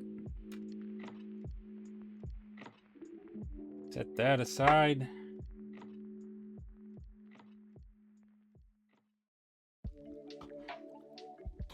I can get the cap closed. You son of a bitch. Okay.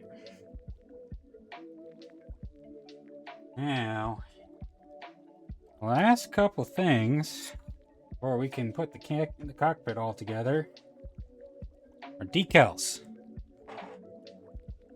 So for decals, I need some warm water. Right back.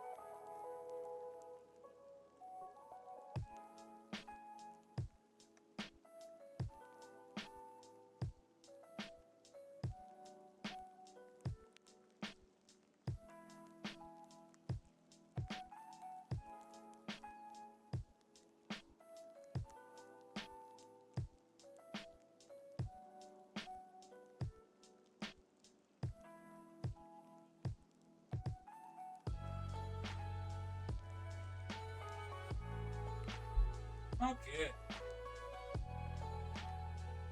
It is. H2O.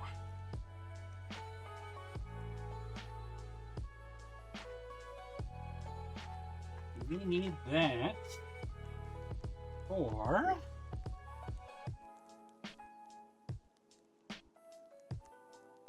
this guy. This is all the decals that go on the airplane. Now, I'm not going to use all of these because these are set up for like 4 different potential airplanes, so I'm only going to need some of these. I need my knife, because right now what we need are these 3 here, the instrument panels. And the way this works, I'm going to cut these out, the rest of it, and separate them from each other. There's that one. And there's those 2. And they get to take a little bath. These are not stickers. I don't know the proper term for it, but you immerse them in water and they come loose from the paper they are sitting on, and then they'll stick to anything you put it on. And once they're dry, they'll stay there. So I'll put this front instrument panel in the water.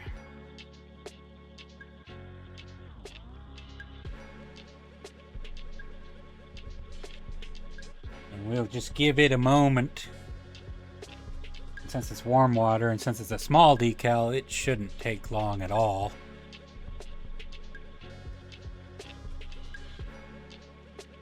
In fact, it's probably getting close.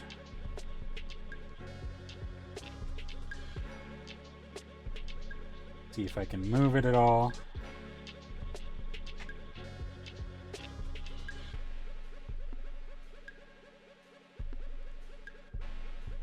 And that one will go right on here as soon as it comes loose.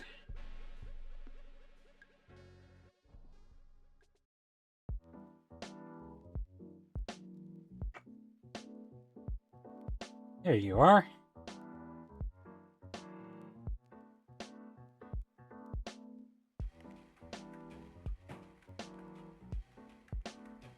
Slides off the paper. Now using a brush,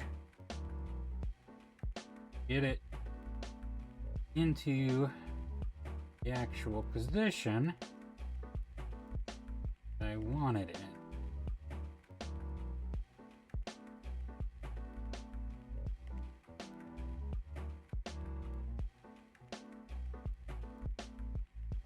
And there we are.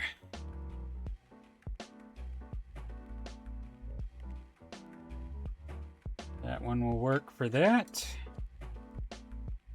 Now for the other two. Do the right side.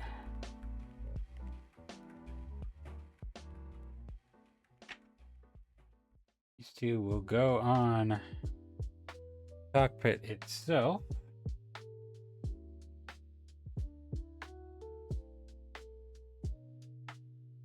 And then we can glue that in and seal the cockpit around, or seal the fuselage around the cockpit.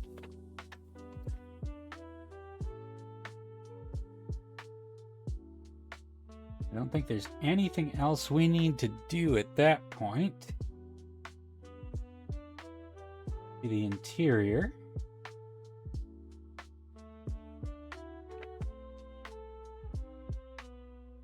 We'll look then at what we need to do next for assembly.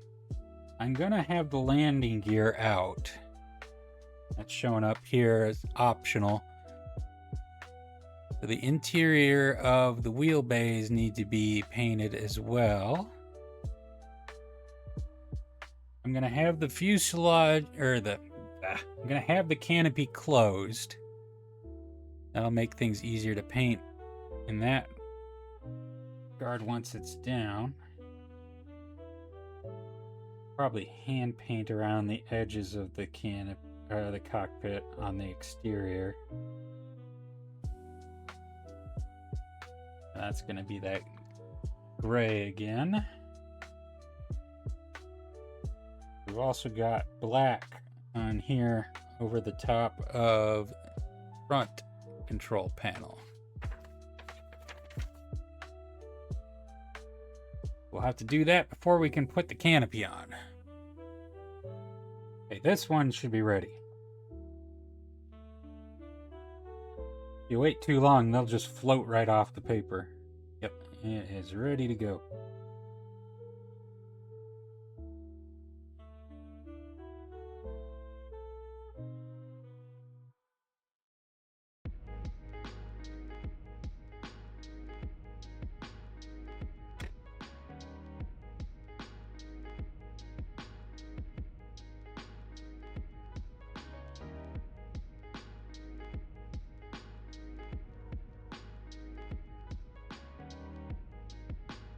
Okay. Now the third one.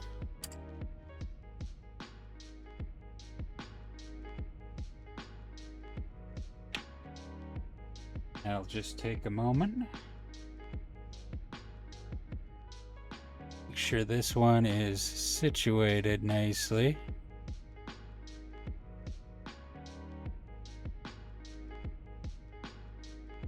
Pretty content with that.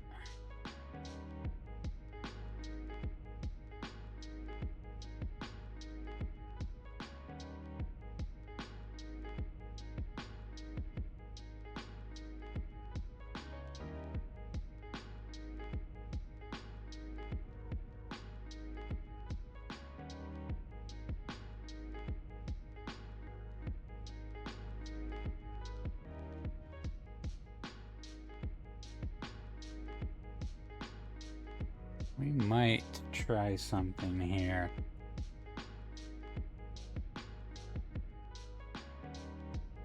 Yeah, we might try that.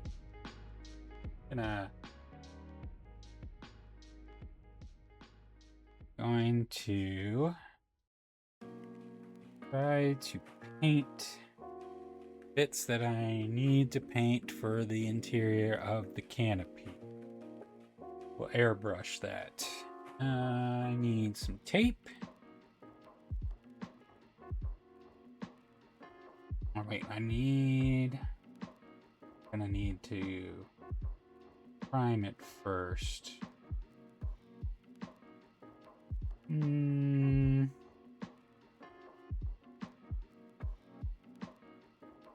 We might be okay there. We might be okay with that. Let me get this done first. Before I get sidetracked. And comes right off. Excellent.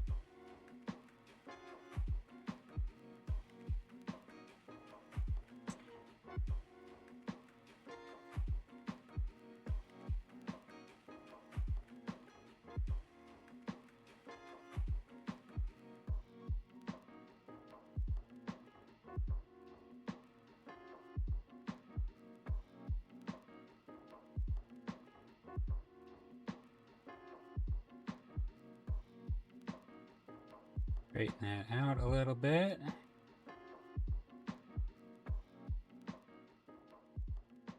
And there we have it. Ready. Okay, we're done with the water for now. I won't have to deal with decals again for quite a while.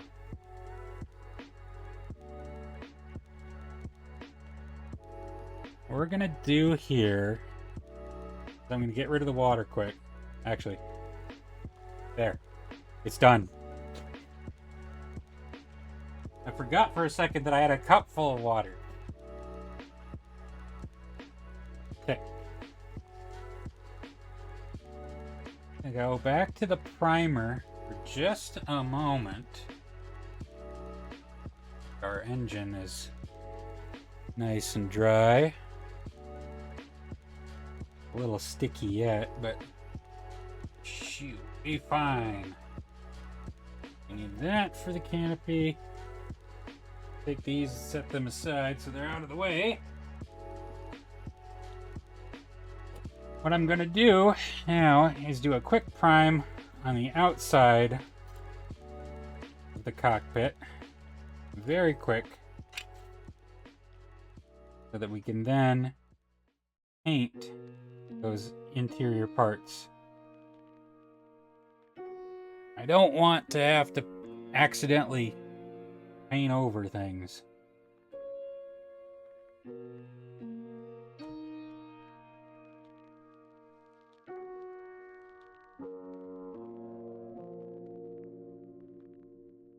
A teeny tiny amount of primer.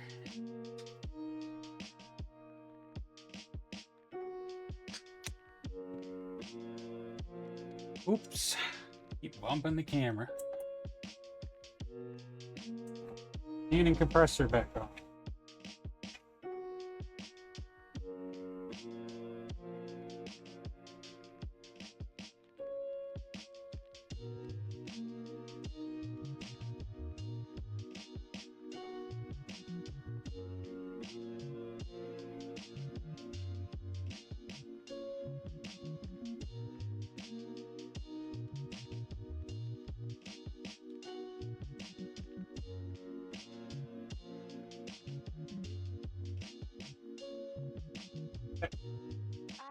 Work.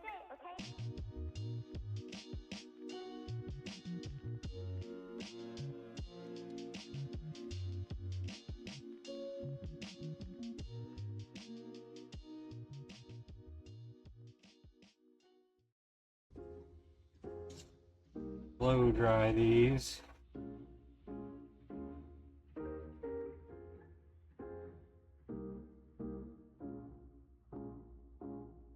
Oh, yes, I remember that.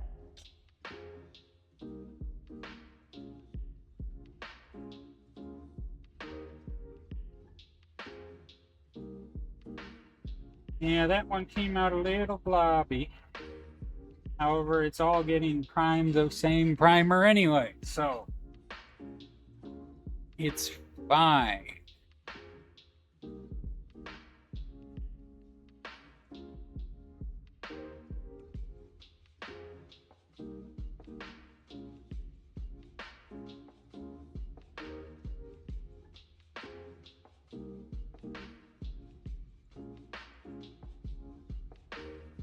Getting a little crowded here. I'm grabbing too much stuff. Made a point to not get everything over here, and now I already have everything over here.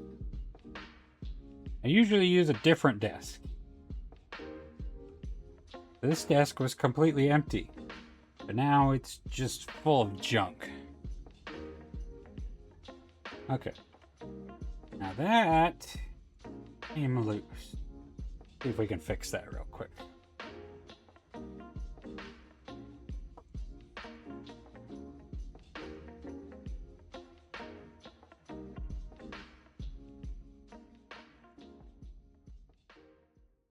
Do you suppose I could have a few words?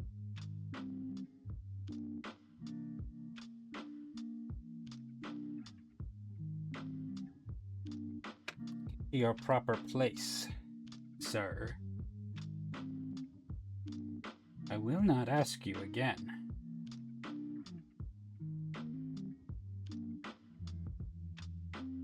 May we take him into the bedroom?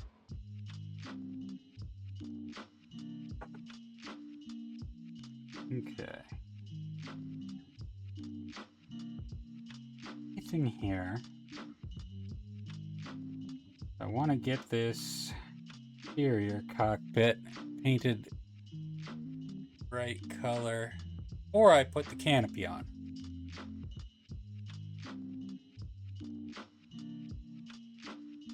Let me clear the airbrush once again.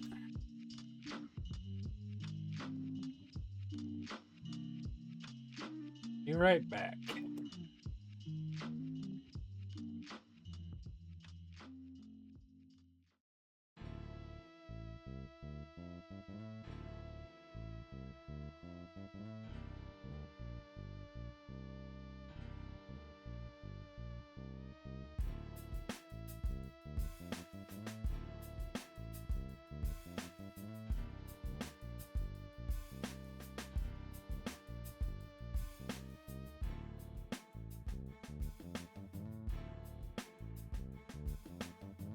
Yes, sir.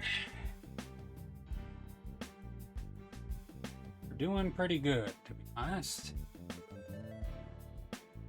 As I expected, this kit isn't that complicated.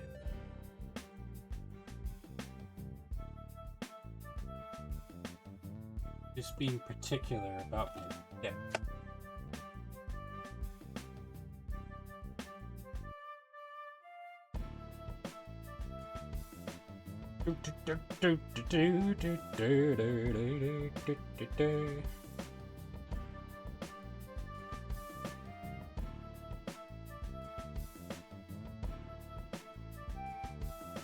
Clear out a little bit.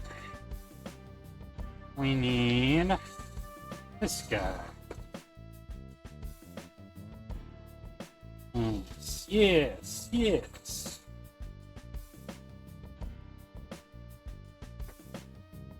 Make some room here.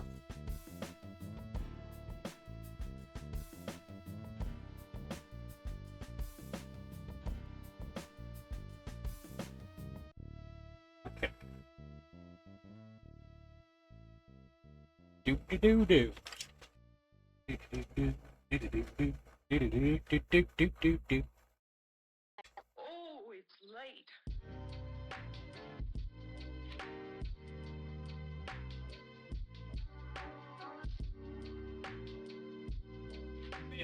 Masking tape.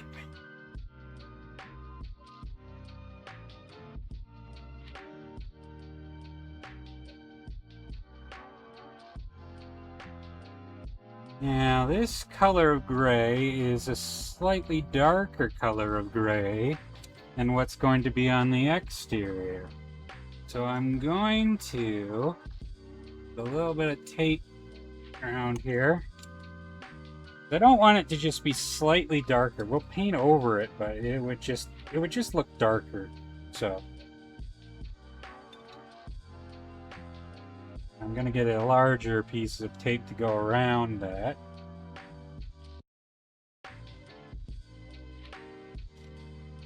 It'll just be a real quick paint. This isn't even the smallest types of masking tape. This is just some tiny masking tape.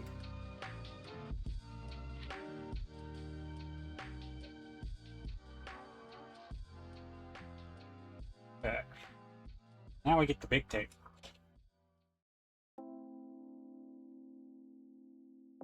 Big rotate.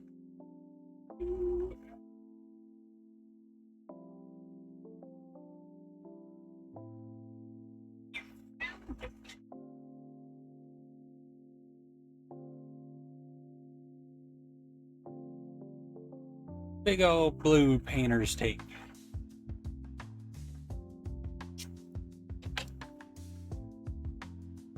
Just so it cover everything. It'll be a real quick bit of painting.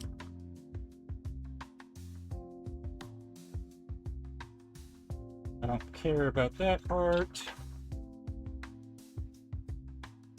That's going to be covered up.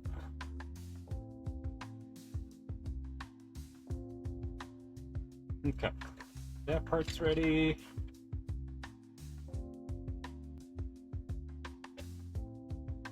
Get this part. Taping it all up.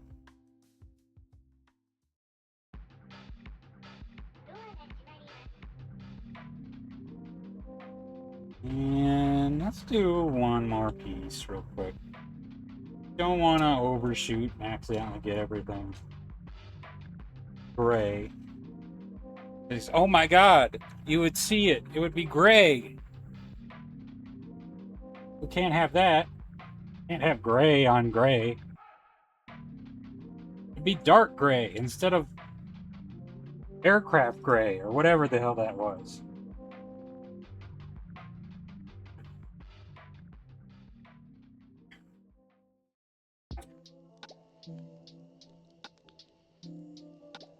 Okay.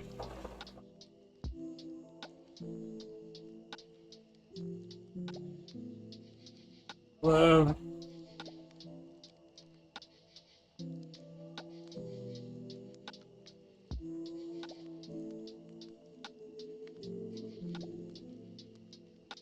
Gray, gray, gray. Everything is gray. Okay. Enough for that. Oh no, come back.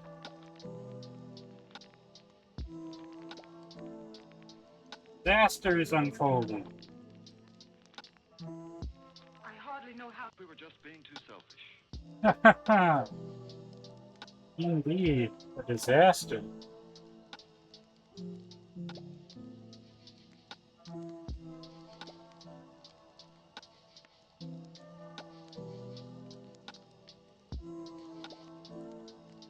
Disaster indeed. This is what I get for. We must get out of this house right away. This is what I get.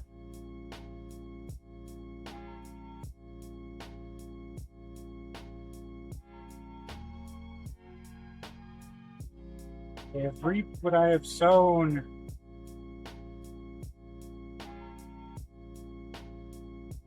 Oh well. Like I said, you're not really going to see it. And I don't really care about this kit that much. It's practice.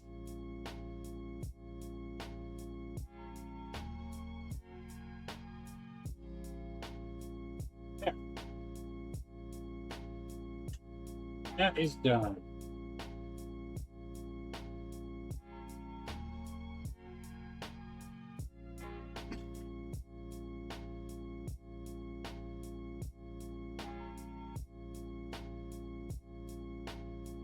I need to be more careful about that.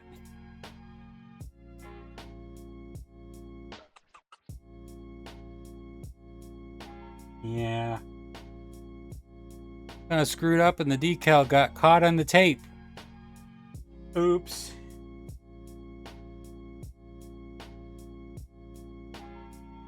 No one will ever know. You didn't see a thing.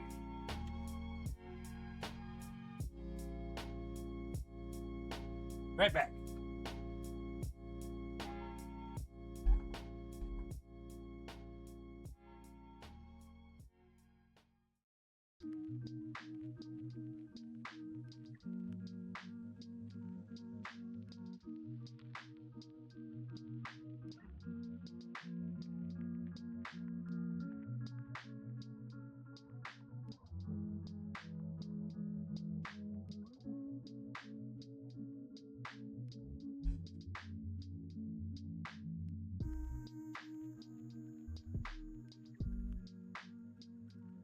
No, the tiny people won't notice a thing. Just because half the control panel's gone, they're not gonna notice.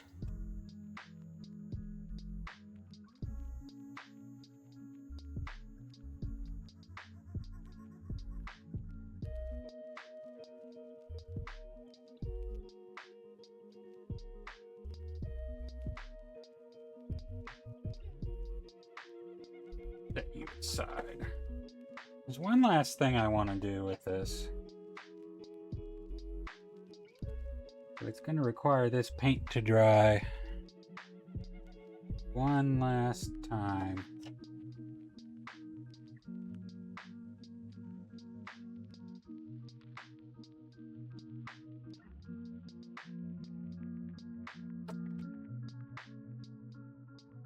Let's see here.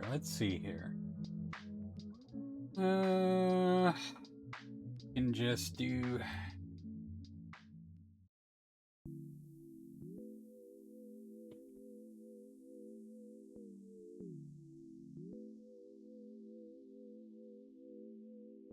Goodbye. Goodbye. Goodbye. Goodbye.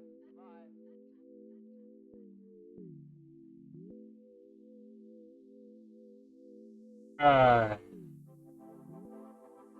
Once again,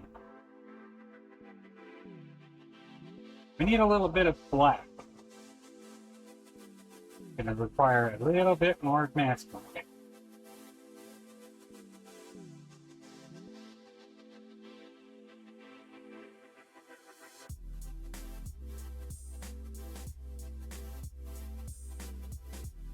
Almost there. Almost done with the cover. Thank God.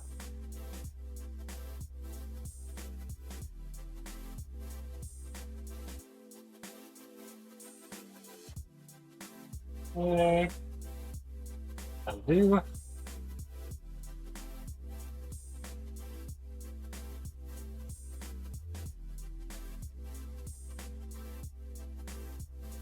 Blow dry it a little bit. I think this bit's already okay, actually.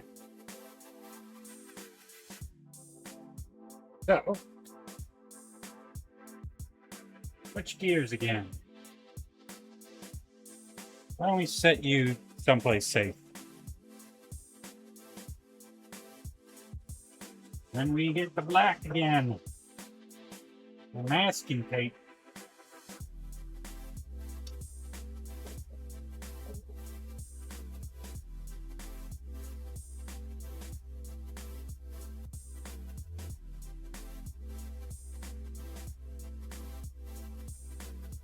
More masking tape.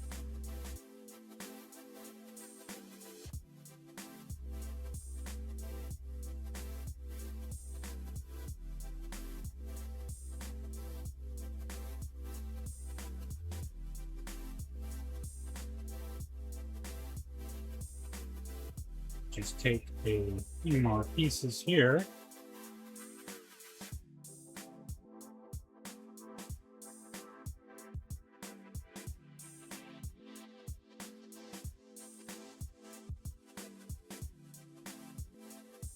Let's get around that bit.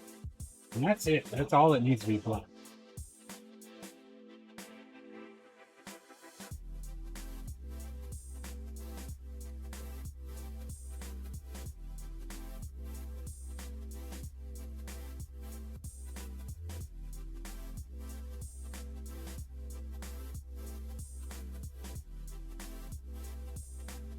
It's taping to be pretty frustrating at times. Not so bad right now. Sometimes you have to tape like so much. There is another kit I want to do that I have set aside that requires a pretty intricate camouflage scheme that I think is just going to be a huge pain in my ass. But once it's done, the results speak for themselves.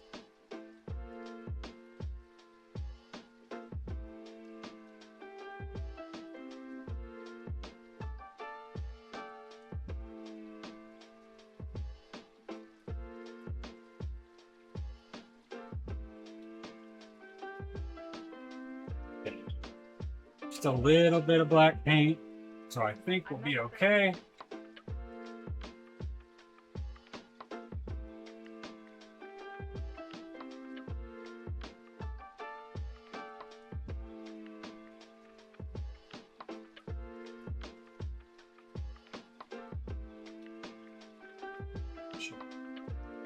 Oh, doesn't work if the compressor's not on.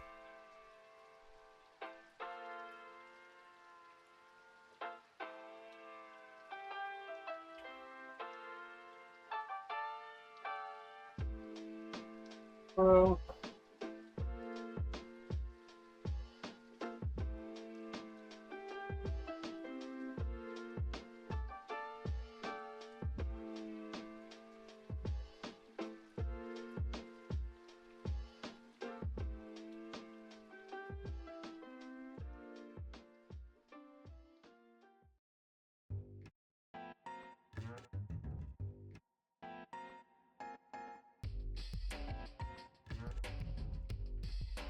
That little bit of black.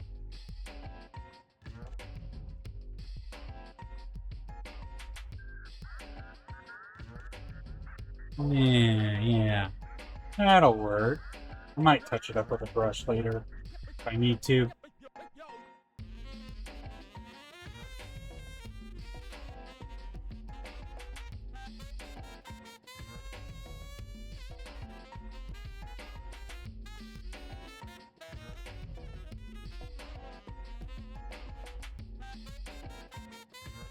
And once again, air dry.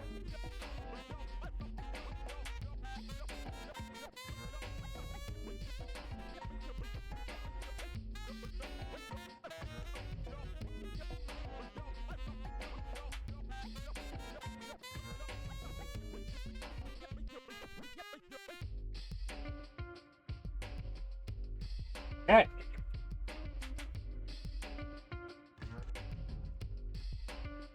Let's get a mess of paints over here. Alright, I don't think it'll be too much of an issue. Remove the tape right now then.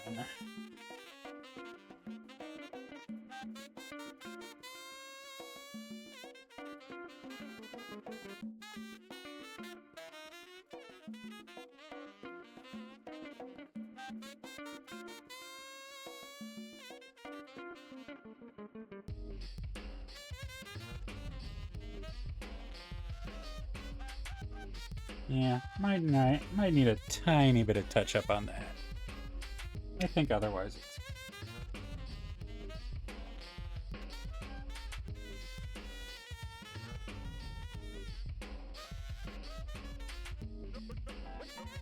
and again, it's like I said several times, it's under the canopy. It's not going to be super noticeable.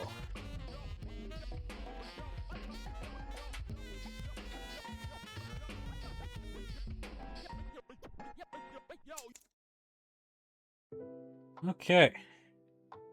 Bring back this guy.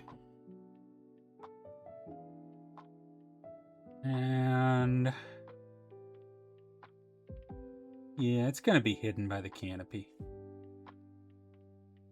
Not too worried about it. So let's go ahead. Bring our glue friend back.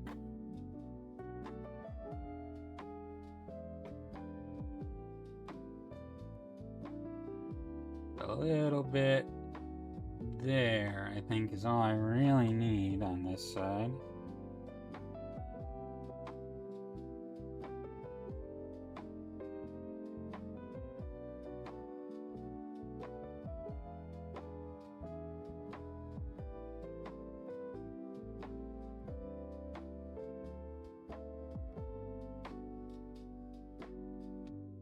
There we are.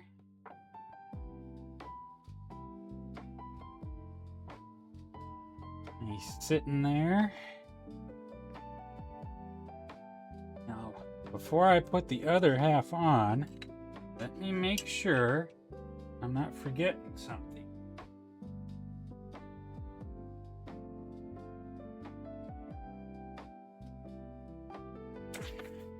Make sure there's not something that's gonna get in the way. Engine goes on the end.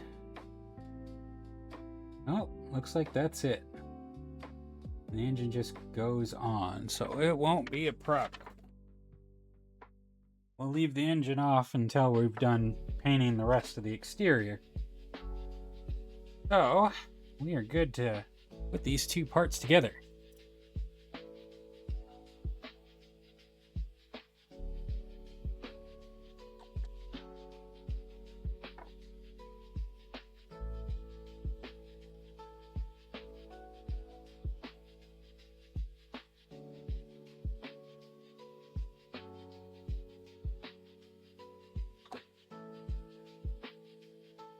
More cement.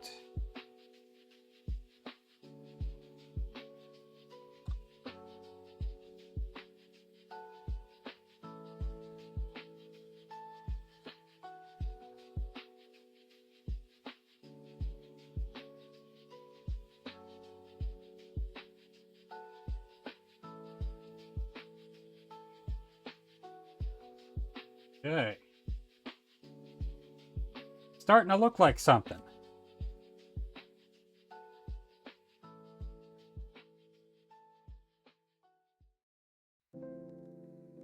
Set together pretty well.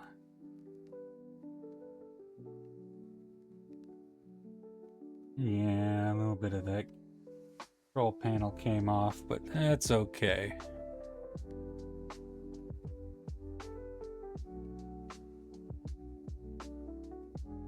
We can now then put the canopy on.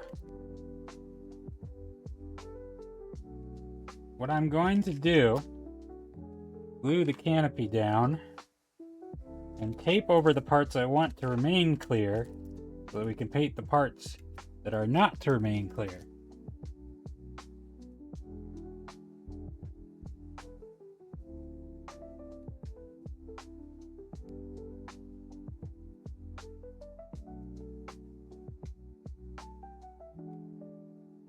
Should probably clean off this spot right here. Don't need a little bit of paint getting on the canopy.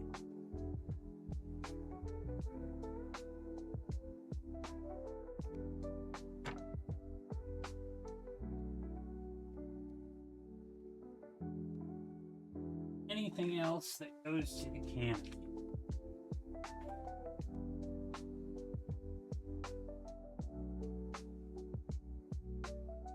There's a piece that goes on the exterior. I'm not worried about that. Got that interior piece we already painted. Okay.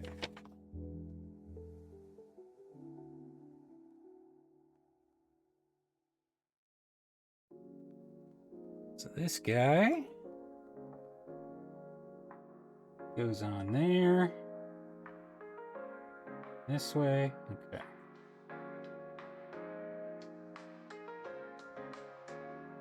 My tweezers.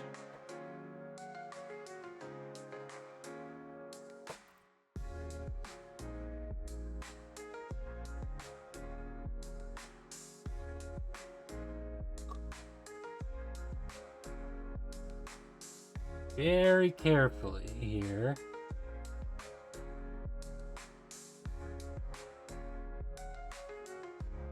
Get him in place without smearing glue over every other bit of the airplane.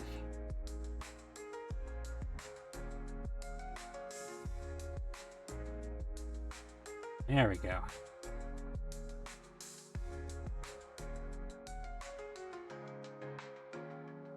Cool.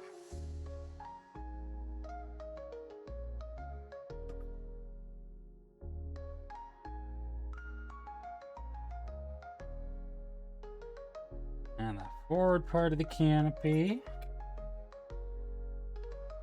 Yeah, there's a little bit of issues here, but I'm not that worried about it.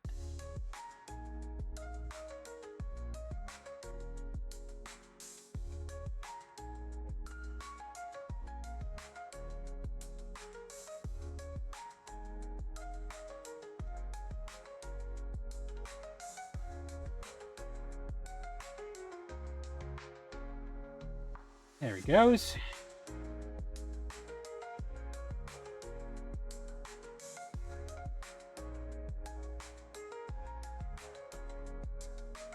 Next.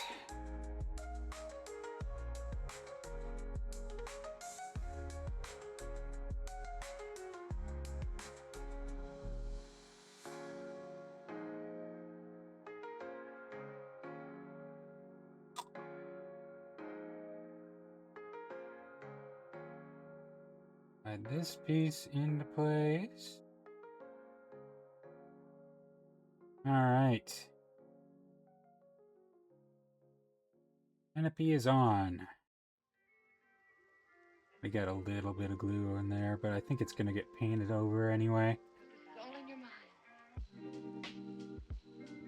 With that done, we can start assembling the exterior. We'll probably leave the landing gear separate for right now. What do I want to have open?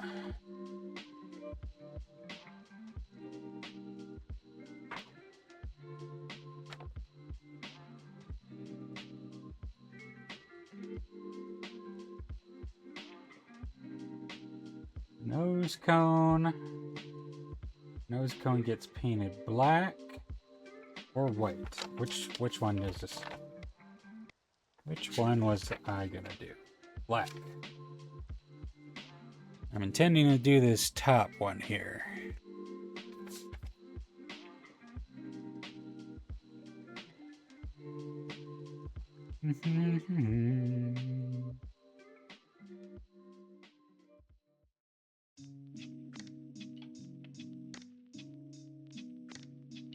We've got a number of different options here. Landing gear. I think I'm going to do these missile pods on the outside. Missiles need to be painted separately. Things they're mounted on are going to be gray.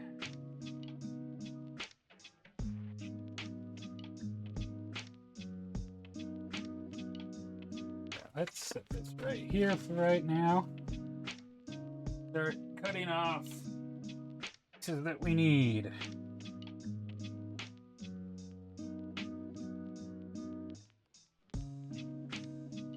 I think the doors for the landing gear I will paint separately. We probably won't get to that one today.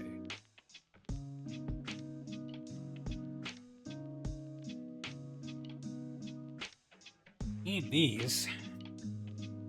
Can't do anything without wings.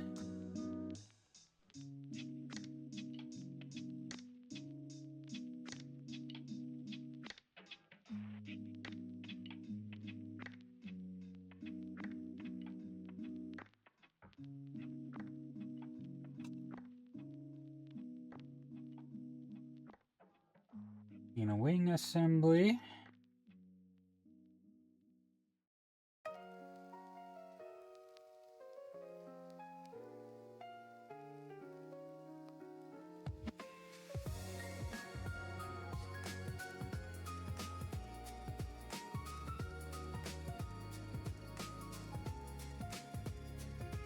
Rest of the tail assembly.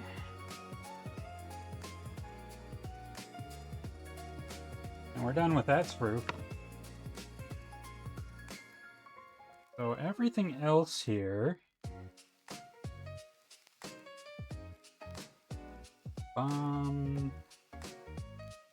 Yeah, we need those.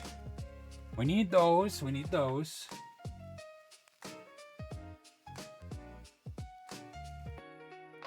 And set these. See, the F-8E Crusader has this really weird design feature where, in order to generate extra lift, because it's a carrier aircraft for landing, they made it so that the wings can just kind of slant upwards like this.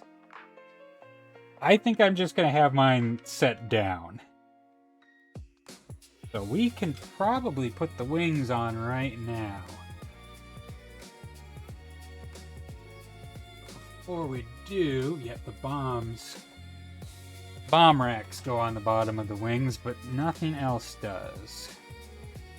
So, we'll glue the wing assembly together.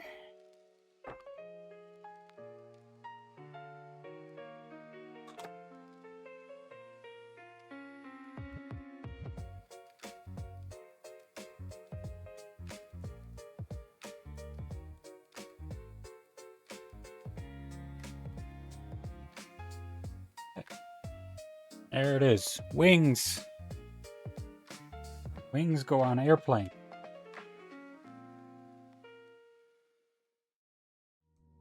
Those over there.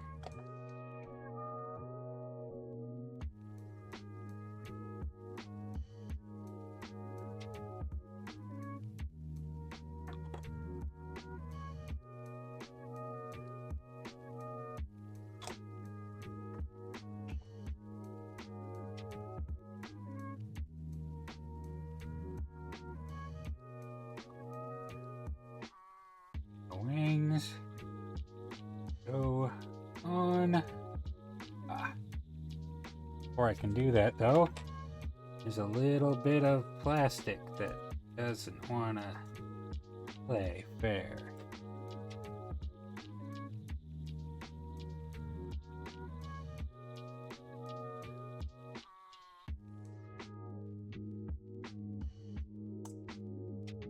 There we are.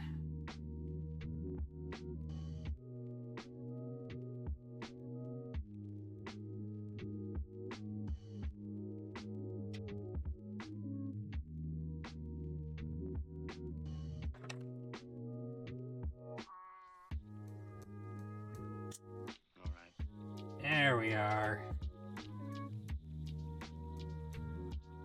Now she's starting to look like an airplane.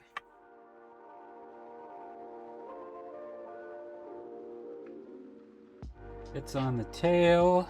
Go in here.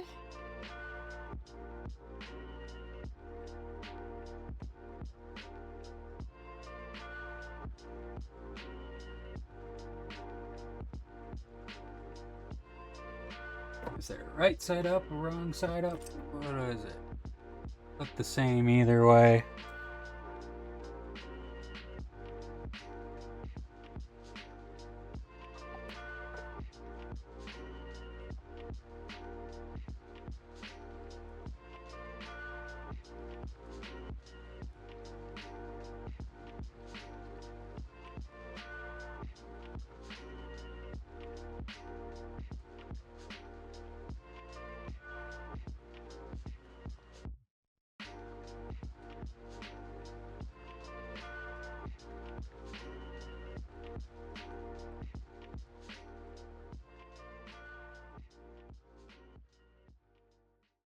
Okay.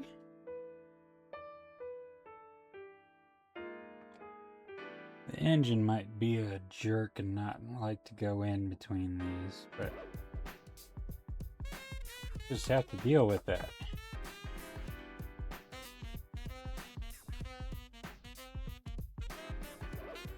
Get funky in here.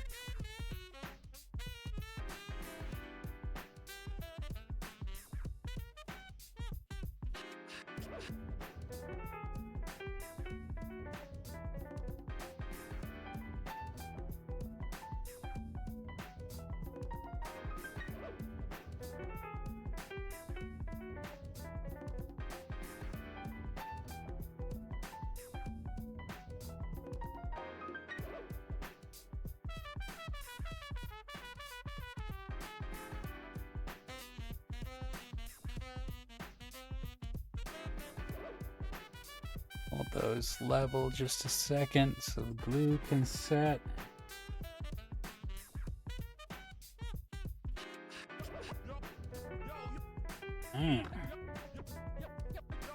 That looks like an airplane.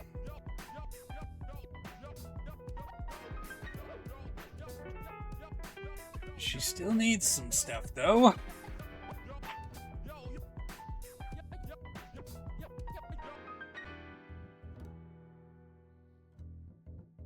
I'm not going to put everything on right now. Just the things that are going to be painted with the rest of the body of the aircraft.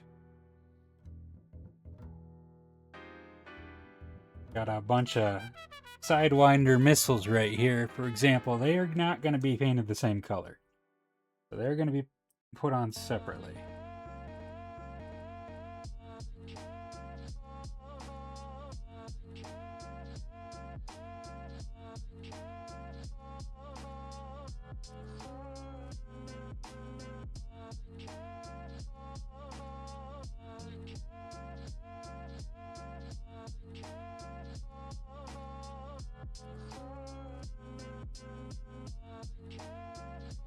Okay. Bomb and missile racks. The rest of this is landing gear and missiles. Another one.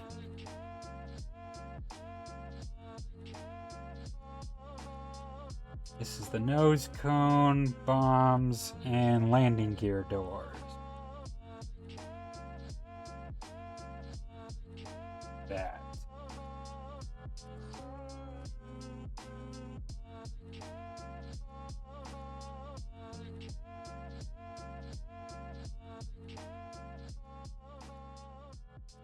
And it's painted black.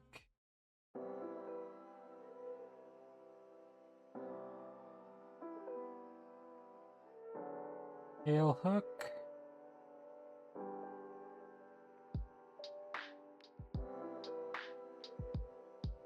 I do believe I need that, but it's going to be black, so I don't want to put that on right now.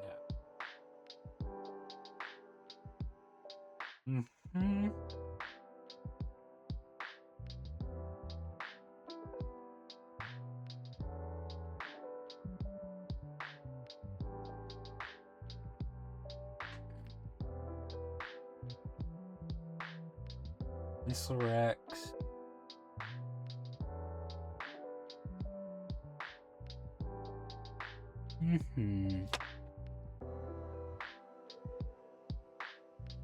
Let's do the bombs. Thanks for the bombs real quick. These go on... Yes.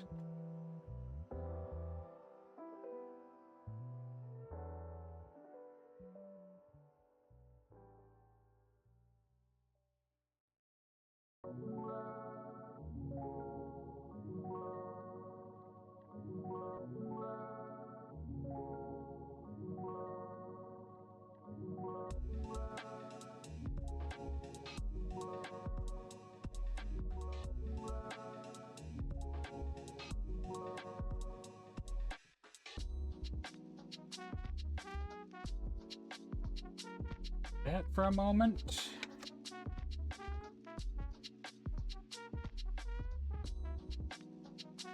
Let me grab something real fast.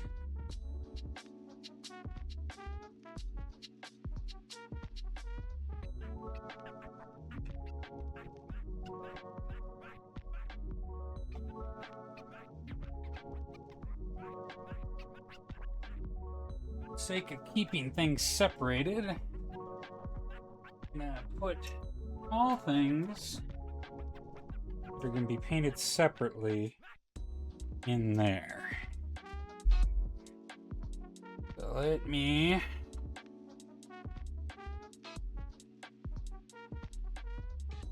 get the bombs, put them in there. Not gonna worry about the doors for the landing gear at this moment. We'll get to those in a little bit.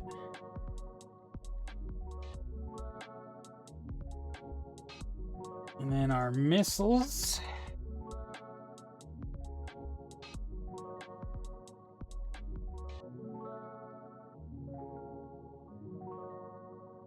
Will be the container for accessories.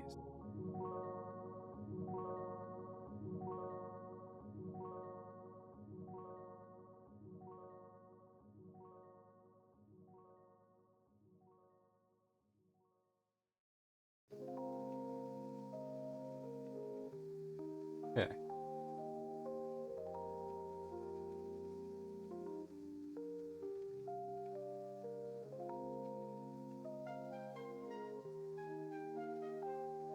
here.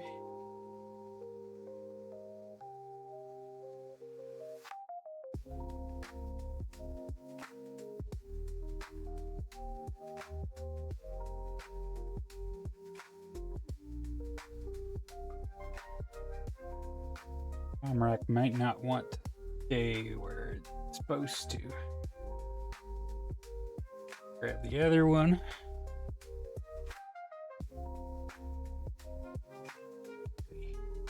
Trim this plastic a little bit.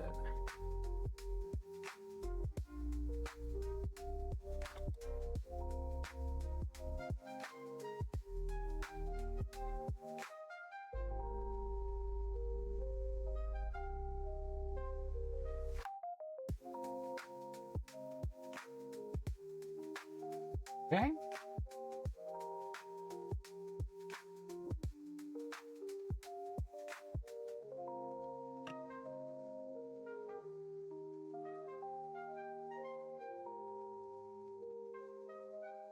Now, see an issue that I did not spot. I was looking at things earlier. Supposed to drill holes to put the missiles on. Can still do that, but they were probably marked on the inside, and I wasn't paying attention.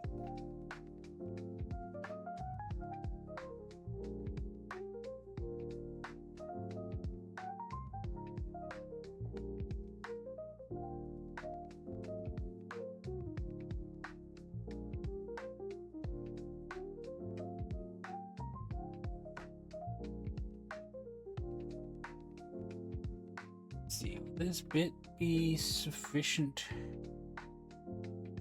Yes, that's perfect. A perfect size.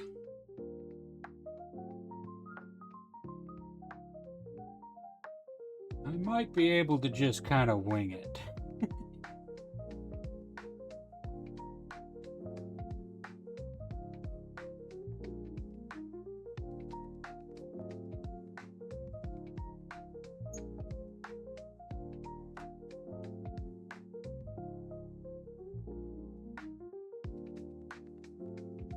There we go.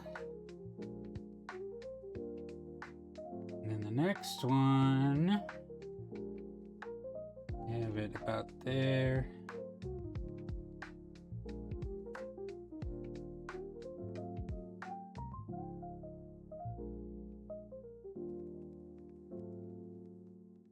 Oh, this is the wrong one. Coming together. Above that pan. Okay.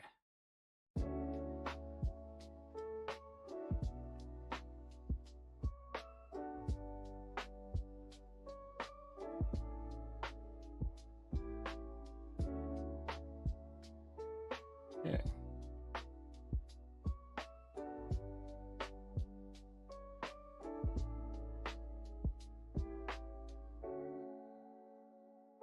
Yep, that'll do.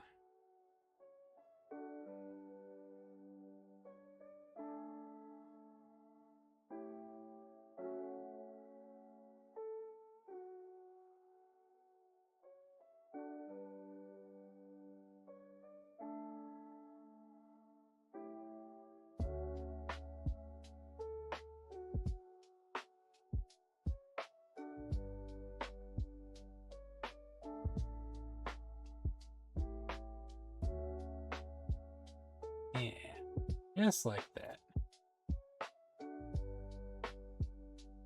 I kind of have to improvise on the other side. Try to line them up.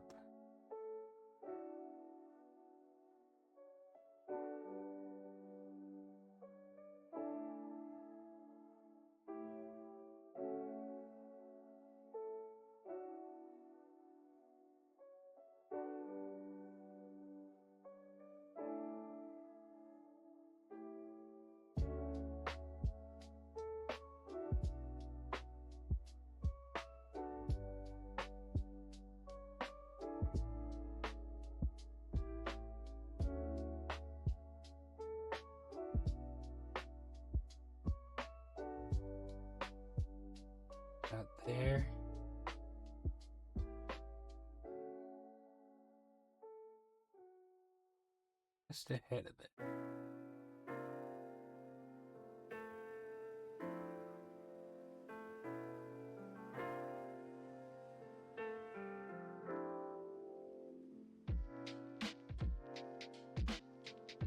Okay.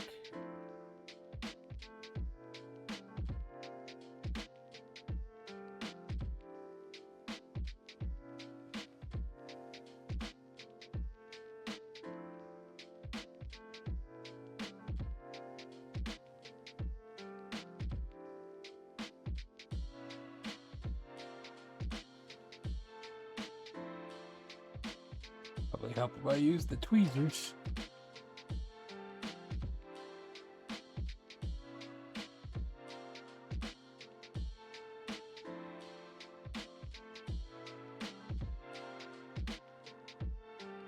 Okay.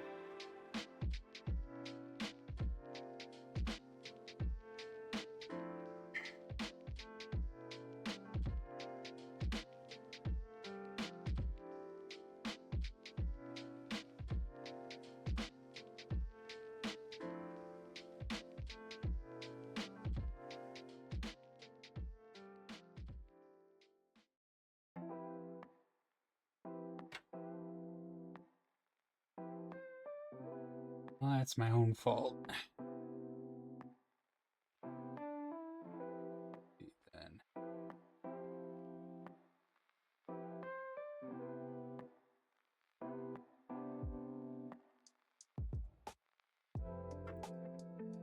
Maybe I can just trim that off a little.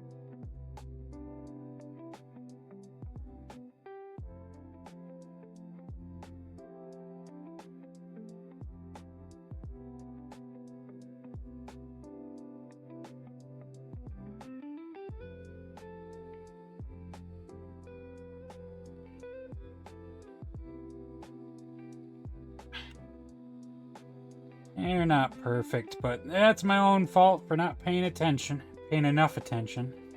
I'd actually drill that beforehand. Oh well. Sometimes you gotta improvise.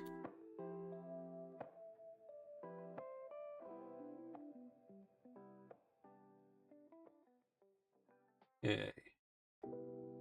That's black. Okay. I think that's all I'm gonna put together for right now. I think everything else needs to be painted. But, well, why don't we do this real quick? I need to mask over. Oh no, that's gonna take a little while. I think, looking at the time, I'm thinking this is a good stopping point. And we will continue for next time. Next time I will need to mask over the canopy where it needs to remain clear, then prime the entire thing, and then I can start with the standard paint job. The nose cone is not on there because that's going to be painted black, so it's separate. There's a little bit that goes in that open panel on the side that's black. And we got to paint the landing gear separately, as well as the missiles and bombs. And there's basically two color tones, the upper part being a dark gray and underneath being white.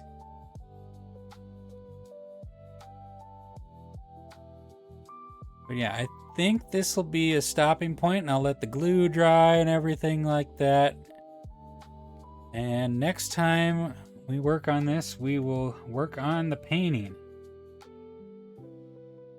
Unfortunately, though, it won't be next Friday like I'd like it to be. My schedule through July is messy. I will make sure to be consistent with my schedule to be Sundays and Tuesdays. Friday is going to be tough through July. But August, I have it set up so I should be able to do consistently Sunday, Tuesdays, and Fridays as my stream days.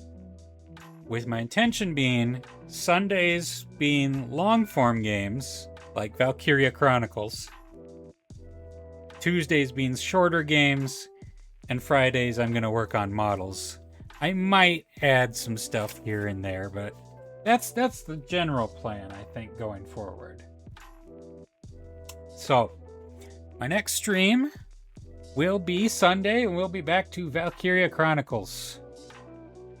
And I'm very excited for that. I think that's going to be a lot of fun to play through.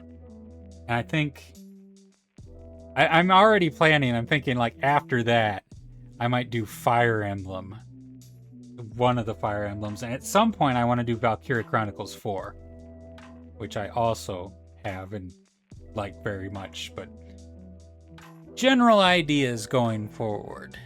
But for right now, the Crusader is starting to look like an airplane. And I think we will call it a night. So thanks for joining me. And yeah, we'll paint it as soon as I can find time. Have a good night. See you later.